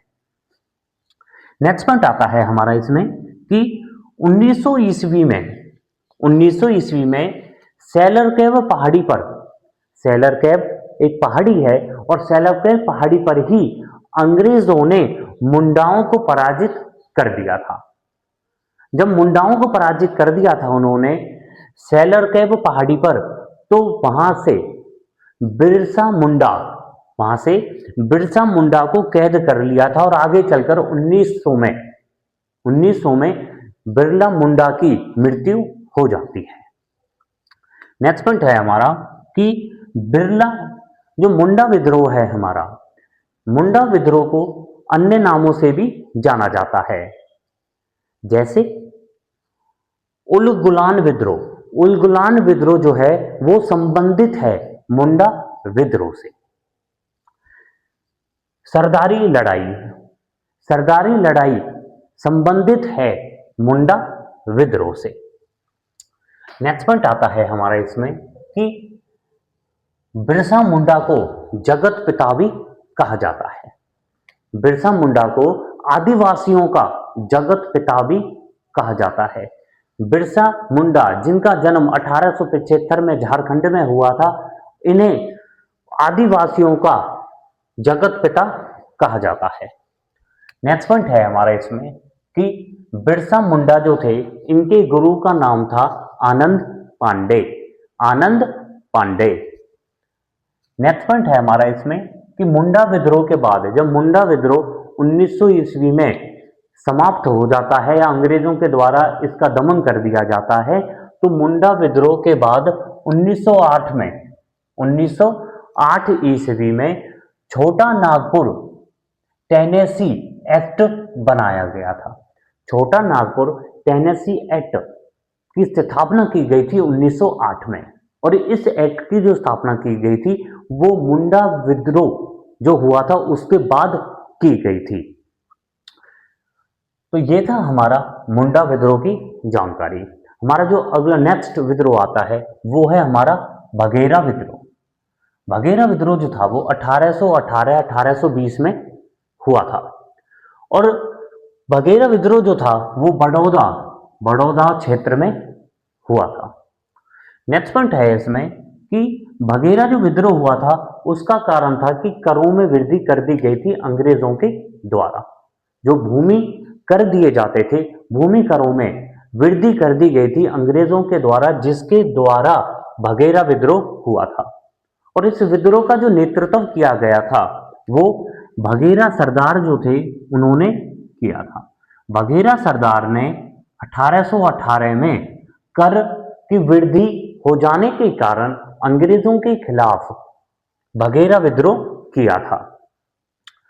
हमारा जो नेक्स्ट विद्रोह आता है, हमारा जो अगला विद्रोह वो है हमारा रामोसी विद्रोह। और रामोसी विद्रोह जो हुआ था वो 1822 ईस्वी में हुआ था, पश्चिमी घाट में ये हुआ था। तो रामोसी विद्रोह जो है, रामोसी विद्रोह का जो नेतृत्व किया गया था वो चित्तर सिंह ने किया था। नेक्स्ट है इसमें, नेक्स्ट पॉइंट है हमारा कि इस रामोसी विद्रोह का नेतृत्व तो चित्तर सिंह ने कर दिया था, परंतु आगे चलकर वासुदेव बलवंत फड़के ने महाराष्ट्र में रामोसी कृषक जत्था की स्थापना की थी। रामोसी कृषक जत्था की स्थापना की गई थी वासुदेव बलवंत फड़के के द्वारा महाराष्ट्र में। नेक्स्ट पॉइंट है हमारा इसमें कि जब रामोसी कृषक जत्थे की स्थापना की गई थी तो रामोसी जो विद्रोह है वो शांत हो गया था, परंतु आगे चलकर 1825 में जब महाराष्ट्र में अकाल पड़ जाता है, पश्चिमी घाट पर अकाल पड़ जाता है, तो वो कर देने में असमर्थ होते हैं। परंतु अंग्रेजों के द्वारा जब कर लिया जाता है तो अकाल पड़ने के कारण दोबारा से रामोसी विद्रोह पूर्ण विद्रोह में तब्दील हो जाता है, और 1825 में रामोसी विद्रोह का पुनर्विद्रोह किया गया था उमा जी के द्वारा। तो हम कह सकते हैं कि 1825 में उमा जी ने पुनर्विद्रोह शुरू कर दिया था। हमारा जो नेक्स्ट विद्रोह आता है वो है हमारा हौज विद्रोह, जिसे हम हो विद्रोह भी कहते हैं, क्योंकि यह विद्रोह हौज जनजाति के द्वारा किया गया था। पहला पॉइंट है हमारा इसमें कि हौज जनजाति के राजा पराहत ने इस विद्रोह को संथाल परगना से शुरू किया था। हमारा जो अगला विद्रोह है, नेक्स्ट विद्रोह है, वो है हमारा नील विद्रोह। और नील विद्रोह हमारा 1859 में नदिया जिला जो पश्चिम बंगाल में है वहां से शुरू हुआ था। नदिया जिले के गोविंदपुर गांव में 1859 ईस्वी में नील विद्रोह शुरू हुआ था, क्योंकि किसानों पर यह अंग्रेजों के द्वारा यह जोर दिया जा रहा था कि वे नील की खेती करें। पहला पॉइंट है हमारा इसमें कि स्थायी नेता दिगंबर विश्वास व विष्णु विश्वास इस विद्रोह के, नील विद्रोह के प्रमुख नेता थे। नेक्स्ट पॉइंट है हमारा इसमें कि नील विद्रोह जो था वो किसानों का प्रथम सफल विद्रोह माना जाता है, किसानों का। और इसकी सफलता के जो कारण थे वो थे कि रैयतों में अनुशासन, रैयतों जिन्होंने इस विद्रोह में हिस्सा लिया था उनका जो अनुशासन था, अनुशासन में रहे थे और अनुशासन के द्वारा ही उन्होंने इस विद्रोह में सफलता प्राप्त की थी। दूसरा आता है एकजुटता, मतलब कि जो अलग अलग रहते वे अलग अलग जो नेता थे, प्रमुख थे, वो एकजुट हो गए थे इस विद्रोह में। फिर है संगठन व सहयोग, सभी के सहयोग से यह आंदोलन, यह विद्रोह, नील विद्रोह सफल हुआ था अंग्रेजों के खिलाफ। नेक्स्ट पॉइंट आता है हमारा कि नील विद्रोह का कारण क्या था, जिस वजह से यह विद्रोह किया गया था। तो नील खेती के लिए मजबूर किया जा रहा था, नील खेती करने के लिए किसानों को मजबूर किया जा रहा था बंगाल में। नील का बहुत बड़ा कारण बताया जाता है जो भारत में क्रांतियां हुई थी, नील की खेती के लिए किसानों को जो मजबूर किया जा रहा था, यह बहुत ही बड़ा कारण था जो भारत में क्रांति हुई थी। नेक्स्ट पॉइंट आता है कि नील की खेती के लिए जो किसानों पे अत्याचार हो रहा था, उस अत्याचार को एक पुस्तक में दर्शाया गया है जो है नील दर्पण। नील दर्पण पुस्तक के जो रचयिता हैं, जिन्होंने नील दर्पण पुस्तक लिखी है, वो है दीनबंधु मित्र। और दीनबंधु मित्र ने अपनी पुस्तक नील दर्पण में किसानों पे नील खेती के लिए जो अत्याचार किया जा रहा था उसको दर्शाया गया है नील दर्पण बुक में। नेक्स्ट पॉइंट आता है हमारा कि एक न्यूज़पेपर, एक अखबार है जो है हिंदू पैट्रियट। हिंदू पैट्रियट नामक अखबार ने खुला समर्थन किया था किसानों का नील की खेती के लिए। तो क्वेश्चन यह आएगा कि वह कौन सा अखबार था जिसने नील की खेती के लिए किसानों का खुला समर्थन किया था? तो वो था हमारा हिंदू पैट्रियट। और हिंदू पैट्रियट जो अखबार है, इस अखबार का जो संस्थापक है वो है हरीश चंद्र मुखर्जी। हरीश चंद्र मुखर्जी ने एक अखबार लिखा है, मतलब एक अखबार की स्थापना की थी जो थे हिंदू पैट्रियट अखबार। और इसी अखबार ने किसानों का खुला समर्थन किया था नील की खेती के लिए। नेक्स्ट पॉइंट आता है हमारा कि 1860 व 1862 में, 1860 और 1862 में जब 1857 की क्रांति होती है, तो 1857 की क्रांति के बाद जो भारत में जो ईस्ट इंडिया कंपनी थी, उस ईस्ट इंडिया कंपनी का शासन समाप्त हो जाता है और शासन आ जाता है 1858 अधिनियम के तहत ब्रिटिश क्राउन के हाथों में। ब्रिटिश क्राउन के हाथों में आ जाता है। तो 1860 में एक अधिसूचना जारी होती है कि रैयतों को नील की खेती के लिए मजबूर नहीं किया जाएगा, मतलब किसानों को नील की खेती उगाने के लिए मजबूर नहीं किया जाएगा अंग्रेजों के द्वारा। यह अधिसूचना जारी की गई थी 1860 व 1862 में। नेक्स्ट पॉइंट आता है हमारा कि भारतीय किसानों का प्रथम सफल आंदोलन माना जाता है। नील की खेती का जो सर्वप्रथम आंदोलन हुआ था वो बंगाल में हुआ था, और बंगाल में भी ये नदिया जिले में हुआ था, गोविंदपुर गांव में यह हुआ था, 1859 में हुआ था। तो यह किसानों के द्वारा प्रथम सफल आंदोलन माना जाता है, क्योंकि इसमें जो किसान थे वो अनुशासन में रहे थे, उन्होंने एकजुटता दिखाई थी इस आंदोलन में और सभी ने इसमें सहयोग किया था एक दूसरे का। नेक्स्ट पॉइंट आता है कि जो नील दर्पण बुक है जिसको दीनबंधु मित्र ने लिखा है, इसी नील दर्पण बुक में जो किसानों के साथ अत्याचार किया गया था नील की खेती के लिए उसको भी बताया गया है। तो नील दर्पण बुक का जो इंग्लिश में अनुवाद किया है, अंग्रेजी में जो अनुवाद किया है नील दर्पण बुक का, वो किया है माइकल मधुसूदन दत्त ने। माइकल मधुसूदन दत्त ने नील दर्पण बुक का अंग्रेजी में, इंग्लिश में अनुवाद ट्रांसलेट किया है। नेक्स्ट पॉइंट आता है कि 1866 में, जब 1860 व 1862 में एक अधिसूचना जारी हो गई थी कि अंग्रेजों के द्वारा किसानों पर कोई भी जबरदस्ती नहीं की जाएगी नील की खेती के लिए, परंतु फिर भी अंग्रेज जो थे वो किसानों के साथ नील की खेती के लिए अत्याचार कर रहे थे। तो 1866 में दरभंगा व 1868 में चंपारण में, दरभंगा और चंपारण जो हमारे बिहार में आते हैं, इन दोनों क्षेत्रों में नील के विरोध में किसानों द्वारा विद्रोह किया गया था। एक बार दोबारा से देखिए कि दरभंगा व चंपारण, दरभंगा में 1866 में और चंपारण में 1868 में नील की खेती के लिए किसानों को मजबूर किया जा रहा था, तो किसानों द्वारा विद्रोह किया गया था दरभंगा और चंपारण में। नेक्स्ट विद्रोह है हमारा ताना भगत विद्रोह।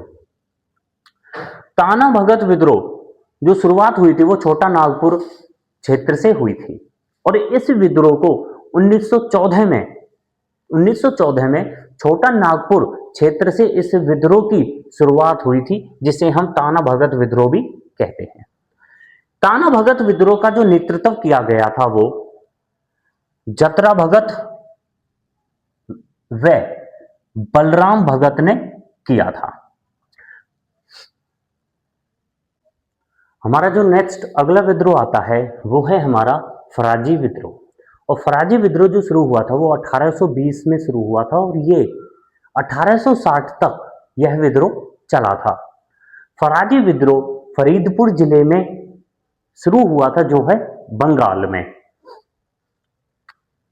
पहला पॉइंट आता है इसमें कि फराजी थे कौन जिन्होंने फराजी विद्रोह शुरू किया था।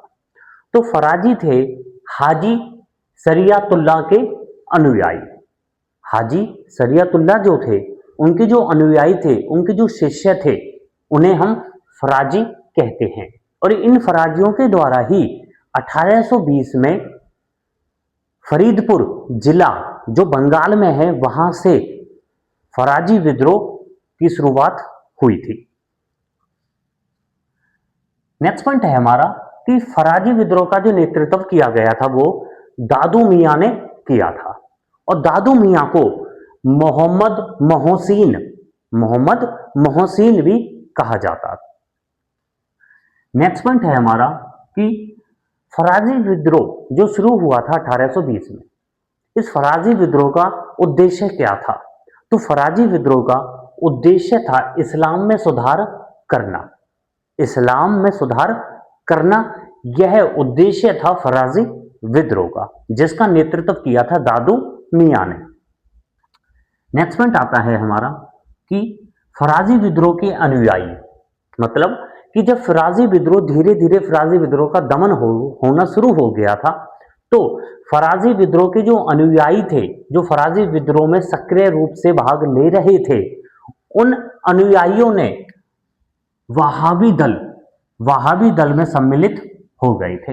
वहाबी दल था जो वहाबी विद्रोह शुरू हुआ था। वहाबी विद्रोह का जो उद्देश्य था कि भारत में मुस्लिम धर्म की स्थापना करना। तो आगे चल के जो ये फराजी विद्रोह है, फराजी विद्रोह का भी उद्देश्य ऐसा ही था कि इस्लाम में सुधार करना। तो फराजी विद्रोह के जो अनुयायी थे वो आगे चल के वहाबी दल में सम्मिलित हो जाते हैं। तो ये था फराजी विद्रोह का उल्लेख। हमारा जो नेक्स्ट विद्रोह आता है वो है हमारा वेलुथम्पी विद्रोह। और वेलुथम्पी विद्रोह जो शुरू हुआ था वो हमारा 1805 में केरल में शुरू हुआ था। जो वेलुथम्पी विद्रोह शुरू हुआ था केरल में, यह जो विद्रोह था इसका जो मुख्य कारण था इस विद्रोह का वो था सहायक संधि। सहायक संधि की जो शुरुआत की गई थी वो 1793 ईस्वी में की गई थी। और सहायक संधि की शुरुआत जो की थी वो लॉर्ड वेलेस्ली ने की थी। लॉर्ड वेलेस्ली जो भारत के गवर्नर जनरल बने थे 1793 से लेकर 1705-6 तक। तो जो वेलुथम्पी विद्रोह है, वेलुथम्पी विद्रोह का जो कारण है वह है हमारा सहायक संधि की कठोर शर्त।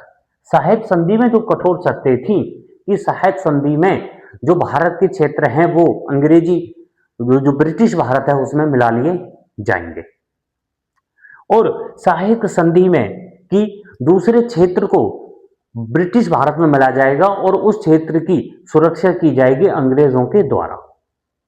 तो यह कुछ जो कठोर शर्तें थी, इसी कठोर शर्तों के विरोध में वेलुथम्पी विद्रोह हुआ था। नेक्स्ट पॉइंट है हमारा कि वेलुथम्पी विद्रोह जो हुआ था इसका नेतृत्व किया गया था त्रावणकोर का दीवान थे। त्रावणकोर का जो दीवान था वेलुथम्पी, तो वेलुथम्पी ने इस विद्रोह का नेतृत्व किया था और इन्हीं के नाम पर, वेलुथम्पी के नाम पर इस विद्रोह का नाम रखा गया था जो था वेलुथम्पी विद्रोह, जो 1805 में केरल में शुरू हुआ था, जिसका मेन उद्देश्य था कि जो सहायक संधि की कठोर शर्तें हैं उनमें सुधार करना। नेक्स्ट पॉइंट है हमारा इसमें कि इस विद्रोह मतलब वेलुथम्पी विद्रोह में नायर सेना ने मदद की थी। नायर सेना ने मदद की थी वेलुथम्पी विद्रोह में। तो ये था हमारा वेलुथम्पी विद्रोह की जानकारी। हमारा जो नेक्स्ट विद्रोह आता है वो है हमारा खेरवार विद्रोह। खेरवार विद्रोह जो शुरू हुआ था 1874 में। 1874 में जो हमारा खेरवार विद्रोह शुरू हुआ था, वो उस विद्रोह का जो नेतृत्व किया था वो भागीरथी मांझी ने किया था, और भागीरथी मांझी ने ये आंदोलन की जो शुरुआत की थी वो झारखंड से की थी। तो खेरवार विद्रोह 1874 में भागीरथी मांझी के द्वारा झारखंड से इस विद्रोह की शुरुआत की गई थी। नेक्स्ट विद्रोह आता है हमारा लसोडिया आंदोलन। और लसोडिया आंदोलन जो था वो था हमारा मेवाड़, बागड़ व पास। मेवाड़, बागड़ व पास के क्षेत्रों के भीलों में जो वहां के लोग थे, वहां की जो जनजाति थी, उन लोगों को भील जनजाति कहा जाता था।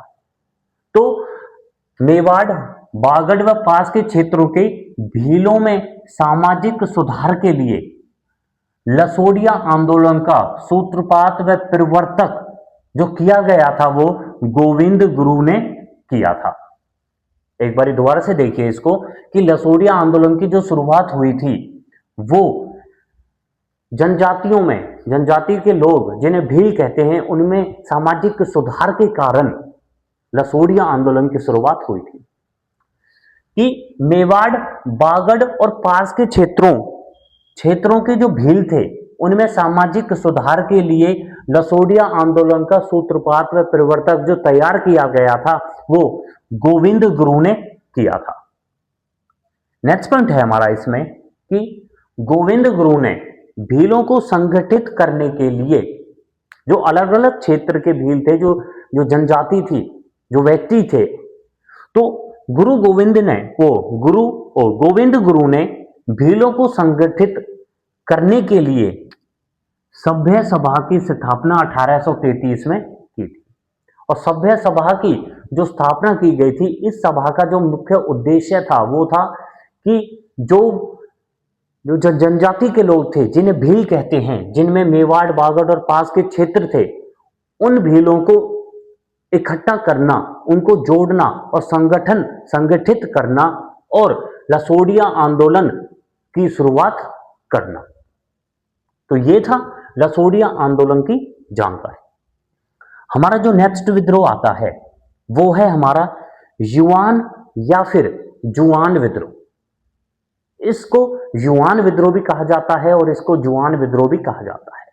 और इस विद्रोह की जो शुरुआत हुई थी वो 1867 व 1868 में हुई थी।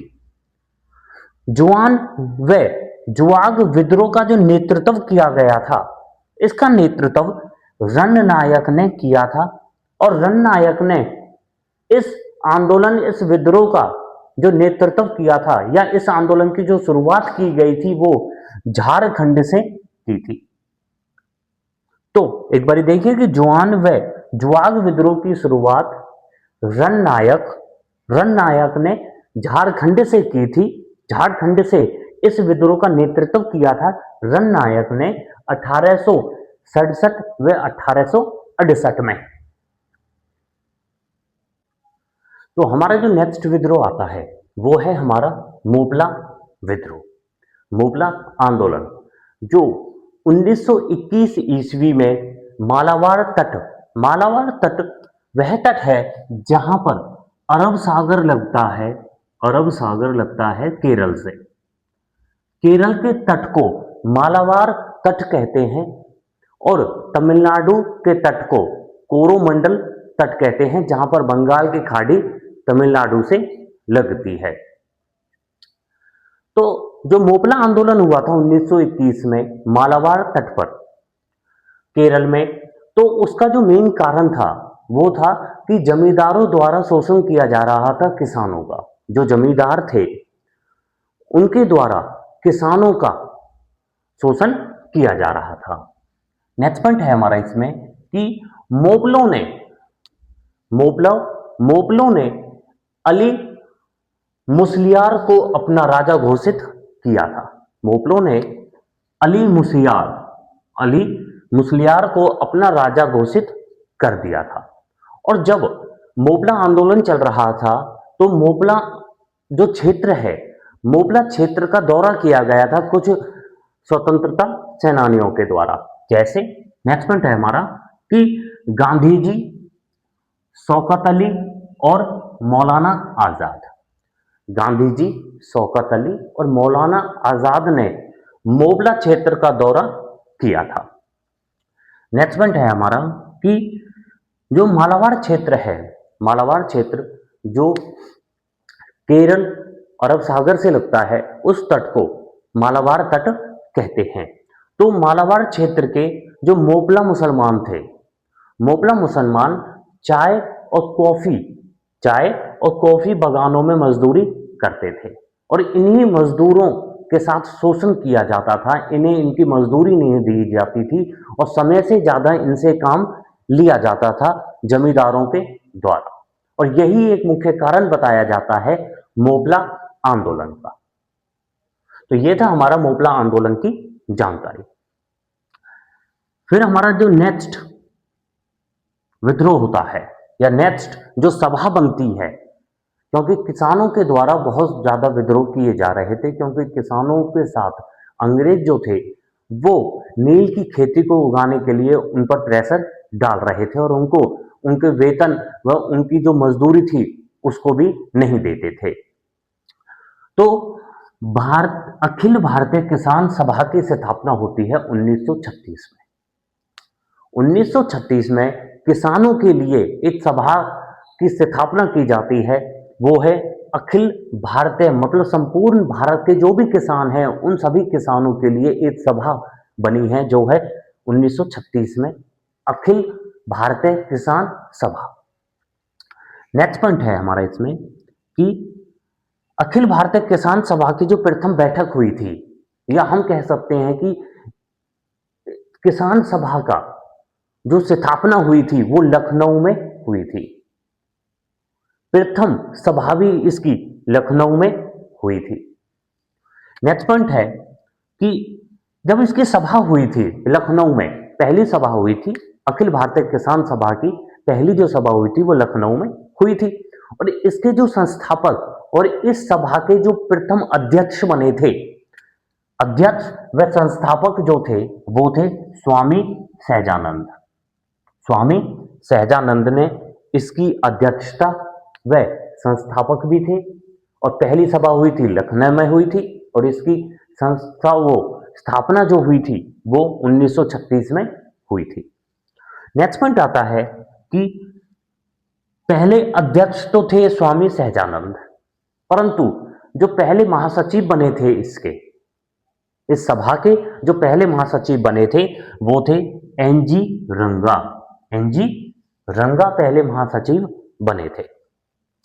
नेक्स्ट पॉइंट आता है हमारा कि जो हमारी अखिल भारतीय किसान सभा है, अखिल भारतीय किसान सभा के समर्थन में एक विद्रोह किया गया था। किसान सभा के समर्थन में महाराष्ट्र क्षेत्र में बरली किसानों ने 1945 में विद्रोह किया था। क्योंकि जब अखिल भारतीय किसान सभा बनी थी तो इसको भंग करने के लिए भी या इसका दमन करने के लिए भी अंग्रेजों ने पूरे प्रयास किए थे, और इसी के विरोध में किसान सभा के समर्थन में महाराष्ट्र क्षेत्र में बरली किसानों ने विद्रोह किया था 1945 में। तो ये थी हमारी अखिल भारतीय किसान सभा की जानकारी। हमारा जो नेक्स्ट विद्रोह आता है, जो हमारा नेक्स्ट आंदोलन आता है, वो है हमारा तेभागा आंदोलन। और तेभागा आंदोलन जो चला था हमारा, वो बंगाल क्षेत्र से चला था। बंगाल क्षेत्र से चला था तेभागा आंदोलन। और तेभागा आंदोलन जो चला था वो नवंबर 1946 से मार्च 1947 तक चला था। बंगाल क्षेत्र से मार्च 1946 से लेकर नवंबर 1946 से लेकर मार्च 1947 तक तेभागा आंदोलन चला था बंगाल क्षेत्र में। नेक्स्ट पॉइंट आता है कि तेभागा आंदोलन का जो नेतृत्व किया गया था वो कंपाराम व भवन सिंह ने किया था। तो कंपाराम और भवन सिंह के द्वारा तेभागा आंदोलन का नेतृत्व किया गया था। नेक्स्ट पॉइंट है हमारा कि इसका उद्देश्य क्या था। ये जो तेभागा आंदोलन चला था, तेभागा आंदोलन बंगाल में चला था, और इसका उद्देश्य क्या था। इसका उद्देश्य था कि जो जमींदार अपनी हिस्सेदारी लिया करते थे किसानों से, और ये जमींदार अपनी हिस्सेदारी लिया करते थे जो किसानों की उपज होती थी उसका आधा हिस्सा लिया करते थे। परंतु किसान जो थे वो ये कहते थे कि आप आधा हिस्सा मत लीजिए, बल्कि आप 1/3 हिस्सा ले लीजिए हमारी उपज का। जो फसल होती थी उसका आधा भाग लिया जाता था जमींदारों के द्वारा, परंतु किसान ये कहते थे कि आप आधा हिस्सा मत लीजिए, आप 1/3 हिस्सा ले लीजिए। और इसी के लिए ही आधे हिस्से को, जो आधा हिस्सा होता था, आधा भाग होता था जिसे जमींदार लेते थे, उसको 1/3 करने के लिए कि आप 1/3 हमारी उपज का 1/3 हिस्सा ले लीजिए, जमींदारों से ये कहते थे। और इसी के लिए ही यह विद्रोह हुआ था। तेभागा विद्रोह जमींदारों जो आधा हिस्सा लेते थे उसको 1/3 हिस्सा बनाने के लिए तेभागा विद्रोह हुआ था, जो नवंबर 1946 से लेकर मार्च 1947 तक चला था, बंगाल में चला था। तो ये था हमारा तेभागा आंदोलन की जानकारी। हमारा जो नेक्स्ट विद्रोह आता है, जो हमारा अगला विद्रोह है, वो है हमारा पायक, जिसे हम पाइका विद्रोह भी कहते हैं। पायक विद्रोह जो हुआ था वो 1817 में उड़ीसा में हुआ था। 1817 में उड़ीसा में पायक विद्रोह हुआ था। और इस विद्रोह का जो मेन कारण था वो था कि अंग्रेजों द्वारा उड़ीसा को अधिग्रहित करने पर, मतलब उड़ीसा पर उन्होंने अपना अधिकार कर लिया था, उड़ीसा पर अपना अधिकार कर रहे थे अंग्रेज। तो इसी के विद्रोह में खरदा के राजा व जंगबधु ने विद्रोह किया था। जंगबधु ने व खरदा के राजा ने विद्रोह किया था जब अंग्रेज जो थे वो उड़ीसा को अधिग्रहित कर रहे थे। और यह विद्रोह 1817 में उड़ीसा में हुआ था, जिसे हम पायक व पाइका का विद्रोह भी कहते हैं। हमारा जो नेक्स्ट विद्रोह आता है वो है हमारा कित्तूर विद्रोह। और कित्तूर विद्रोह जो शुरू हुआ था वो 1824 से 1829 व 1830 तक रहा था। और कित्तूर विद्रोह धारवाड़ क्षेत्र में हुआ था। पहला पॉइंट है हमारा कि वह क्या कारण था जिसकी वजह से कित्तूर विद्रोह शुरू हुआ था? तो वो था हमारा कि दत्तक पुत्र को अंग्रेजों का उत्तराधिकारी मांगकर प्रशासन हटाने के कारण कुतूर विद्रोह किया गया था। नेक्स्ट पॉइंट है हमारा कि कुतूर विद्रोह का जो नेतृत्व किया गया था वो रानी चेन्नम्मा ने किया था और रानी चेन्नम्मा ने 1824 में यह विद्रोह किया था। परंतु रानी चेन्नम्मा के बाद 1829 में रायप्पा रायप्पा ने यह विद्रोह संभाला था। तो ये था हमारा कित्तूर विद्रोह की जानकारी। जो हमारा नेक्स्ट विद्रोह आता है वो है हमारा राजू विद्रोह। और राजू विद्रोह जो हुआ था वो 1827 से लेके 1833 तक रहा था और ये विशाखापट्टनम में यह विद्रोह हुआ था। विशाखापट्टनम आंध्र प्रदेश में यह राजू विद्रोह हुआ था। पहला पॉइंट है हमारा इसमें कि राजू विद्रोह जो हुआ था उसका प्रमुख कारण क्या था? तो राजू विद्रोह का प्रमुख कारण था वहां के जो राजा थे वीरभद्र। वीरभद्र को जब अंग्रेज शासन से हटा देते हैं तो वीरभद्र की पेंशन नियुक्त की जाती है और वीरभद्र को जब पेंशन दी जाती है तो ये कहा जाता है कि वीरभद्र को पेंशन लेने के बाद अंग्रेजों के पैर छुएंगे वो वीरभद्र। तो इसी कारण से यह राजू विद्रोह हुआ था कि वीरभद्र को पेंशन देकर पैर छुआना चाहते थे अंग्रेज और इसी के चलते हुए वीरभद्र ने यह विद्रोह किया था। नेक्स्ट पॉइंट है हमारा कि राजू विद्रोह का नेतृत्व किसने किया था? तो राजू विद्रोह का नेतृत्व वीरभद्र ने किया था। विशाखापट्टनम में यह विद्रोह हुआ था जो आंध्र प्रदेश में है। तो यह था हमारा राजू विद्रोह की जानकारी। हमारा जो नेक्स्ट विद्रोह आता है वो है हमारा संबलपुर विद्रोह। और संबलपुर विद्रोह जो है वो 1827 से 1840 तक चला था। पहला पॉइंट है हमारा इसमें कि इसका कारण क्या था? संबलपुर विद्रोह का कारण क्या था? संबलपुर विद्रोह का जो मुख्य कारण बताया जाता है वो बताया जाता है कि अंग्रेजों के द्वारा संबलपुर के आंतरिक मामलों में व उत्तराधिकारी मामलों में हस्तक्षेप किया जा रहा था अंग्रेजों के द्वारा। एक बार फिर से देखिए कि संबलपुर विद्रोह का जो मुख्य कारण था वो यह था कि अंग्रेजों के द्वारा संबलपुर के आंतरिक मामलों में व उत्तराधिकारी मामलों में हस्तक्षेप किया जा रहा था अंग्रेजों के द्वारा जिसके कारण यह संबलपुर विद्रोह हुआ था। नेक्स्ट पॉइंट है हमारा कि संबलपुर विद्रोह का जो नेतृत्व किया था या संबलपुर विद्रोह को जिसने शुरू किया था वो था सुरेंद्र भाई। सुरेंद्र भाई ने 1827 में संबलपुर विद्रोह को शुरू किया था। नेक्स्ट जो हमारा नेक्स्ट विद्रोह आता है वो है हमारा सतारा विद्रोह। और सतारा विद्रोह जो शुरू हुआ था वो 1840 से 1841 ईस्वी में हुआ था। पहला पॉइंट है हमारा इसमें कि सतारा के जो सम्राट थे, सतारा के जो राजा थे प्रताप सिंह को पद से हटा दिया गया था। वह देश निकाला देने के कारण सतारा विद्रोह हुआ था। ये जो सतारा विद्रोह है एक नीति आई थी अंग्रेजों की 1848 में जिसे हम हड़प की नीति कहते हैं। लॉर्ड डलहौजी के द्वारा ये नीति लाई गई थी और इस नीति में जो भारतीय क्षेत्र थे उनको ब्रिटिश भारत में मिला लिया जाता था हड़प की नीति के द्वारा। तो अंग्रेजों के द्वारा अपनी नीति से पहले ही यह षड्यंत्र रचाया जा रहा था कि किस प्रकार से अंग्रेज जो भारतीय क्षेत्र है उन्हें ब्रिटिश भारत में मिलाया जाए और उनमें से एक था सतारा।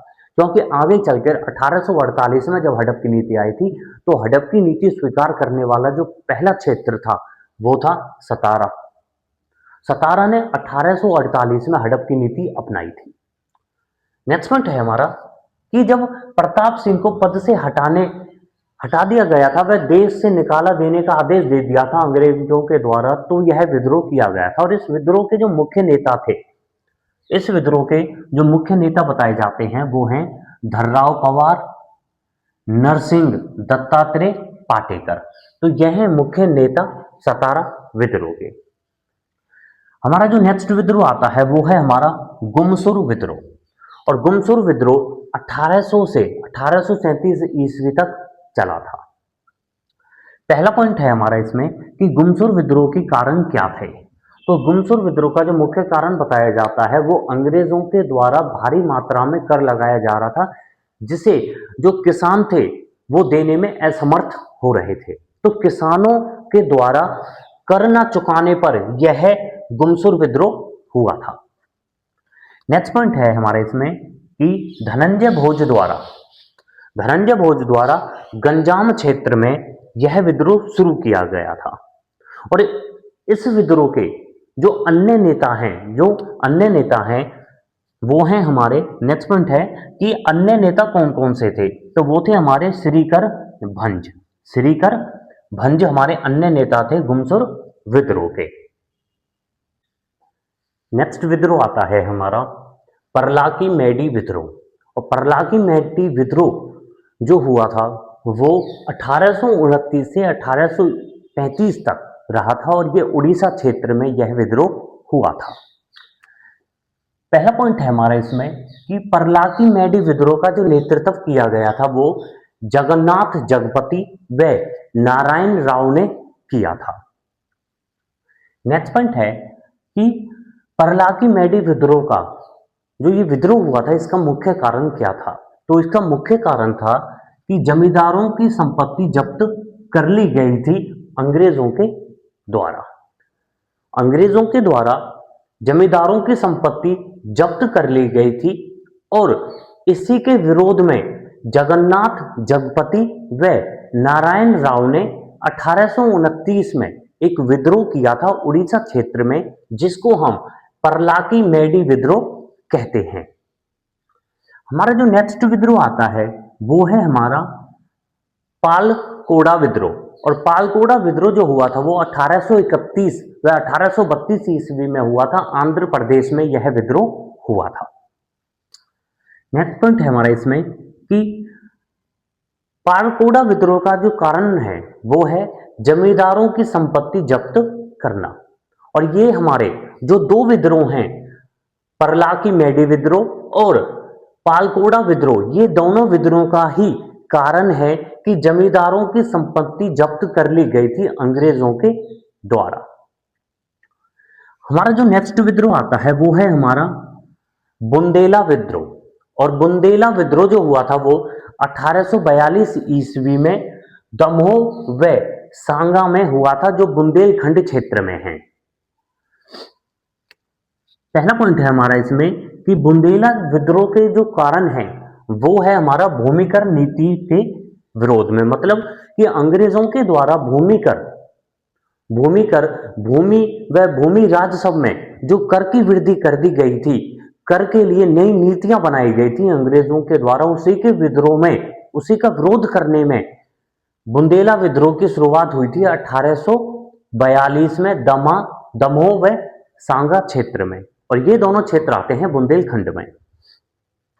नेक्स्ट पॉइंट है हमारा कि बुंदेला विद्रोह का जो नेतृत्व किया गया था, या बुंदेला विद्रोह के जो प्रमुख नेता थे वो थे जवाहर व मधुकर साहा।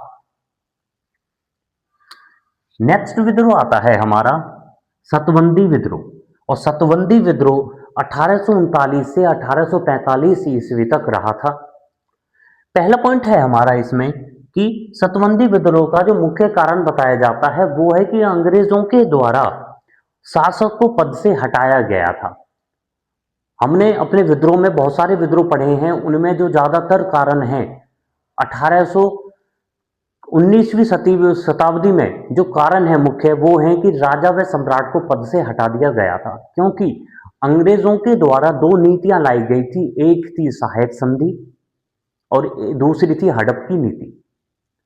तो इसमें भी जो सतबंदी विद्रोह हुआ था, इसमें भी जो मुख्य कारण था वो था कि 1848 में एक नीति आई थी अंग्रेजों की, जो थी हड़प की नीति।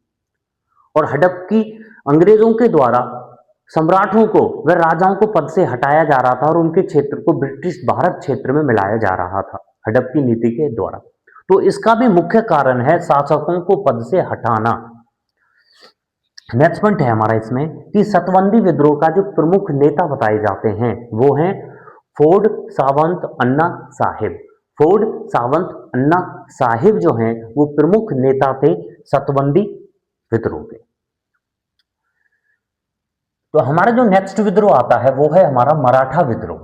और मराठा विद्रोह का जो प्रमुख कारण बताया जाता है वो है हमारा कि बाबा देशमुख का घर गिराने के कारण, बाबा देशमुख का घर गिराने के कारण यह मराठा विद्रोह हुआ था। नेक्स्ट पॉइंट है हमारा इसमें कि मराठा किसानों ने, जो मराठा किसान थे, मराठा किसानों ने भी विद्रोह किया था। और मराठा किसानों ने जो विद्रोह किया था वो 1875 ईस्वी में किया था। 1875 ईस्वी में मराठा किसानों के द्वारा विद्रोह किया गया था। नेक्स्ट पॉइंट है हमारा कि जब ये मराठा विद्रोह हुआ था तो मराठा विद्रोह वैसे तो कारण बताया जाता है कि बाबा देशमुख का घर गिराने के कारण यह मराठा विद्रोह हुआ था, परंतु इसका मुख्य कारण व इसके अन्य कारण जानने के लिए सरकार ने मराठा विद्रोह का कारण जानने के लिए एक आयोग का गठन किया था और वह आयोग था दक्कन विद्रोह आयोग। दक्कन विद्रोह आयोग का गठन किया गया था मराठा विद्रोह का कारण जानने के लिए। हमारा जो नेक्स्ट विद्रोह आता है वो है हमारा पावना विद्रोह। और पावना विद्रोह जो है वो 1872 से लेके 1876 ईस्वी तक चला था और ये बंगाल क्षेत्र में यह विद्रोह हुआ था, पावना विद्रोह। इसका जो मुख्य कारण बताया जाता है इस विद्रोह का वो था कि जमींदारों का किसानों पर अत्याचार करना, कि जमींदारों के द्वारा किसानों पर, कृषकों पर अत्याचार किया जा रहा था, जिसकी वजह से ये पावना विद्रोह हुआ था 1872 में बंगाल क्षेत्र में। हमारा जो नेक्स्ट विद्रोह आता है वो है हमारा मद्रास आंदोलन। और मद्रास आंदोलन जो हुआ था उसका जो मुख्य कारण बताया जाता है वो है कि एक अधिनियम आया था जो था मद्रास उत्पीड़न अधिनियम। और इस मद्रास उत्पीड़न अधिनियम में भी अंग्रेजों का ही सारा शासन चल रहा था, सारे रूल्स इसमें अंग्रेजों के चल रहे थे। तो मद्रास उत्पीड़न अधिनियम को मुख्य कारण बताया जाता है मद्रास आंदोलन का, क्योंकि वहां के लोगों ने मद्रास उत्पीड़न अधिनियम को भंग करवाने के लिए जो आंदोलन चलाया गया था वो था मद्रास आंदोलन। हमारा जो नेक्स्ट विद्रोह आता है वो है हमारा एका आंदोलन। और एका आंदोलन का जो मुख्य उद्देश्य बताया जाता है वो है सरकार को लगान नहीं देना। मतलब सरकार के द्वारा जो लगान तय किए गए थे किसानों पर व अन्य जो जमींदार थे उन पर भी भारी मात्रा में कर लिया जा रहा था। तो एका आंदोलन का जो मुख्य उद्देश्य था यह था कि अंग्रेजों को लगान नहीं देना। नेक्स्ट पॉइंट है हमारा इसमें कि बाबा रामचंद्र ने, और यह जो एका आंदोलन हुआ था यह अवध क्षेत्र में हुआ था। तो बाबा रामचंद्र ने अवध किसान सभा का गठन किया था। अवध किसान सभा का गठन किया गया था बाबा रामचंद्र के द्वारा अक्टूबर 1920 को अवध किसान सभा का गठन किया गया था बाबा रामचंद्र के द्वारा। हमारा जो नेक्स्ट विद्रोह आता है वो है हमारा राव भारमल का विद्रोह। और राव भारमल का जो विद्रोह हुआ था वो 1816 ईस्वी में हुआ था। राव भारमल के विद्रोह का जो मुख्य कारण बताया जाता है वो है कि अंग्रेजों के द्वारा जो उनके घरेलू मामले थे, उनके घरेलू मामलों में अंग्रेज हस्तक्षेप कर रहे थे। नेक्स्ट पॉइंट आता है कि राव भारमल ने जो ये विद्रोह किया था यह विद्रोह गुजरात क्षेत्र में हुआ था। और गुजरात क्षेत्र के भी कच्छ व काठियावाड़ जिले में यह विद्रोह हुआ था। हमारा जो नेक्स्ट विद्रोह आता है वो है हमारा कट्टा बोमन विद्रोह। नेक्स्ट विद्रोह है हमारा कट्टा बोमन विद्रोह। और कट्टा बोमन विद्रोह जो हुआ था वो 1792 से 1799 ईस्वी तक रहा था और ये तमिलनाडु क्षेत्र में यह विद्रोह हुआ था। प्रथम पॉइंट है हमारा इसमें, पहला पॉइंट है कि कट्टा बोमन विद्रोह का जो मुख्य कारण था वो यह था कि अंग्रेजों द्वारा अधिराज्य मानने के लिए, दबाव डालने के लिए तिरुनेलवेली में यह विद्रोह किया गया था। मतलब अंग्रेजों के द्वारा यह दबाव डाला जा रहा था उस क्षेत्र के लोगों पे कि हमने तुम्हारा अधिराज्य ले लिया है और इसको तुम्हें मानना पड़ेगा। और जब यह दबाव डाला जा रहा था तो तिरुनेलवेली स्थान जो तमिलनाडु में है उसमें यह विद्रोह, कोटा बोमन विद्रोह हुआ था। नेक्स्ट पॉइंट है हमारा इसमें कि कट्टा बोमन विद्रोह का जो नेतृत्व किया था, जो इस विद्रोह के जो प्रमुख नेता थे वो थे वीर पांड्य व कट्टा बोमन। तो ये थे हमारे कुछ विद्रोह। अब आते हैं हमारे कुछ वन लाइनर विद्रोह के ऊपर जिनके बारे में ज्यादा डिटेल नहीं है। जैसे 1924 ईस्वी में केरल में वायकोम सत्याग्रह चलाया गया था। तो वायकोम सत्याग्रह चलाया गया था केरल राज्य में 1924 व 1925 में। नेक्स्ट विद्रोह आता है जो है वो है हमारा चेचू आदिवासी विद्रोह। और चेचू आदिवासी जो विद्रोह था यह आदिवासियों के द्वारा यह विद्रोह किया गया था। चेचू जनजाति ने यह विद्रोह किया था। 1920 ईस्वी में यह विद्रोह किया गया था और यह विद्रोह आंध्र प्रदेश क्षेत्र में किया गया था। चेचू आदिवासी विद्रोह का जो नेतृत्व किया गया था वो किया गया था मोतीलाल तेजावत और हनुमंत के द्वारा।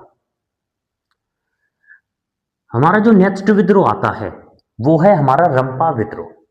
और रंपा विद्रोह जो हुआ था वो 1879 ईस्वी में हुआ था और यह विद्रोह आंध्र प्रदेश में हुआ था।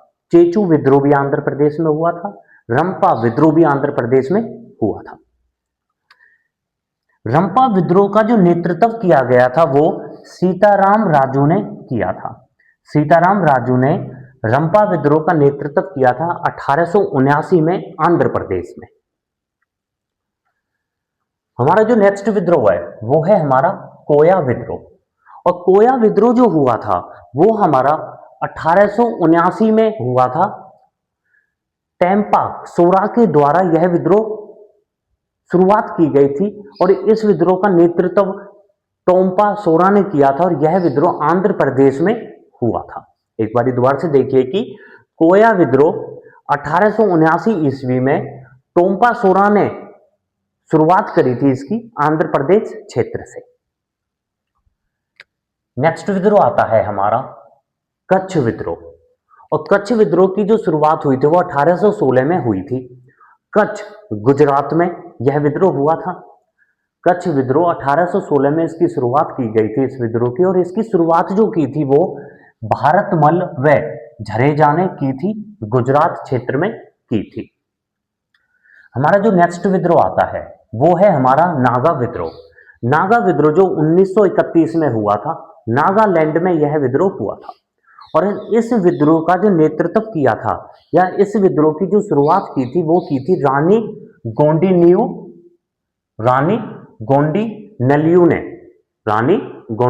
नलियू ने इस नागा विद्रोह की शुरुआत की थी 1931 में नागालैंड से। हमारा जो नेक्स्ट विद्रोह है वो है हमारा भवानी विद्रोह।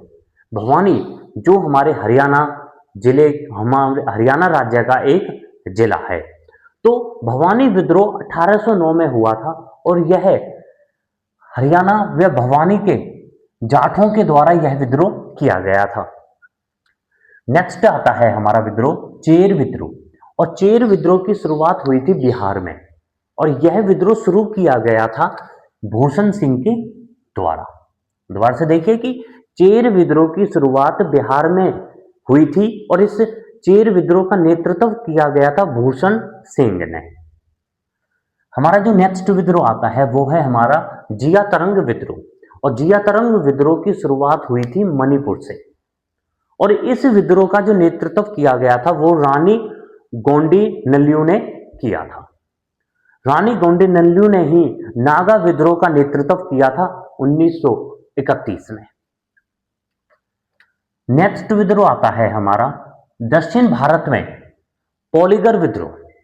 दक्षिण भारत में पॉलीगर नामक विद्रोह की शुरुआत की गई थी और इस विद्रोह का जो नेतृत्व किया गया था वो कोटोबोमा के द्वारा किया गया था 1795 से 1805 ईस्वी तक यह विद्रोह चला था। नेक्स्ट विद्रोह आता है हमारा कोलिया विद्रोह। और कोलिया विद्रोह की जो शुरुआत हुई थी वो 1917 ईस्वी में हुई थी। मणिपुर में यह विद्रोह की शुरुआत हुई थी। नेक्स्ट पॉइंट है हमारा कि महात्मा गांधी जब भारत में आए थे तो महात्मा गांधी ने सभी विद्रोहों को, ज्यादातर विद्रोहों का कारण जानने की कोशिश की थी, चाहे वो किसान विद्रोह हो, नागरिक विद्रोह हो, आदिवासी विद्रोह हो।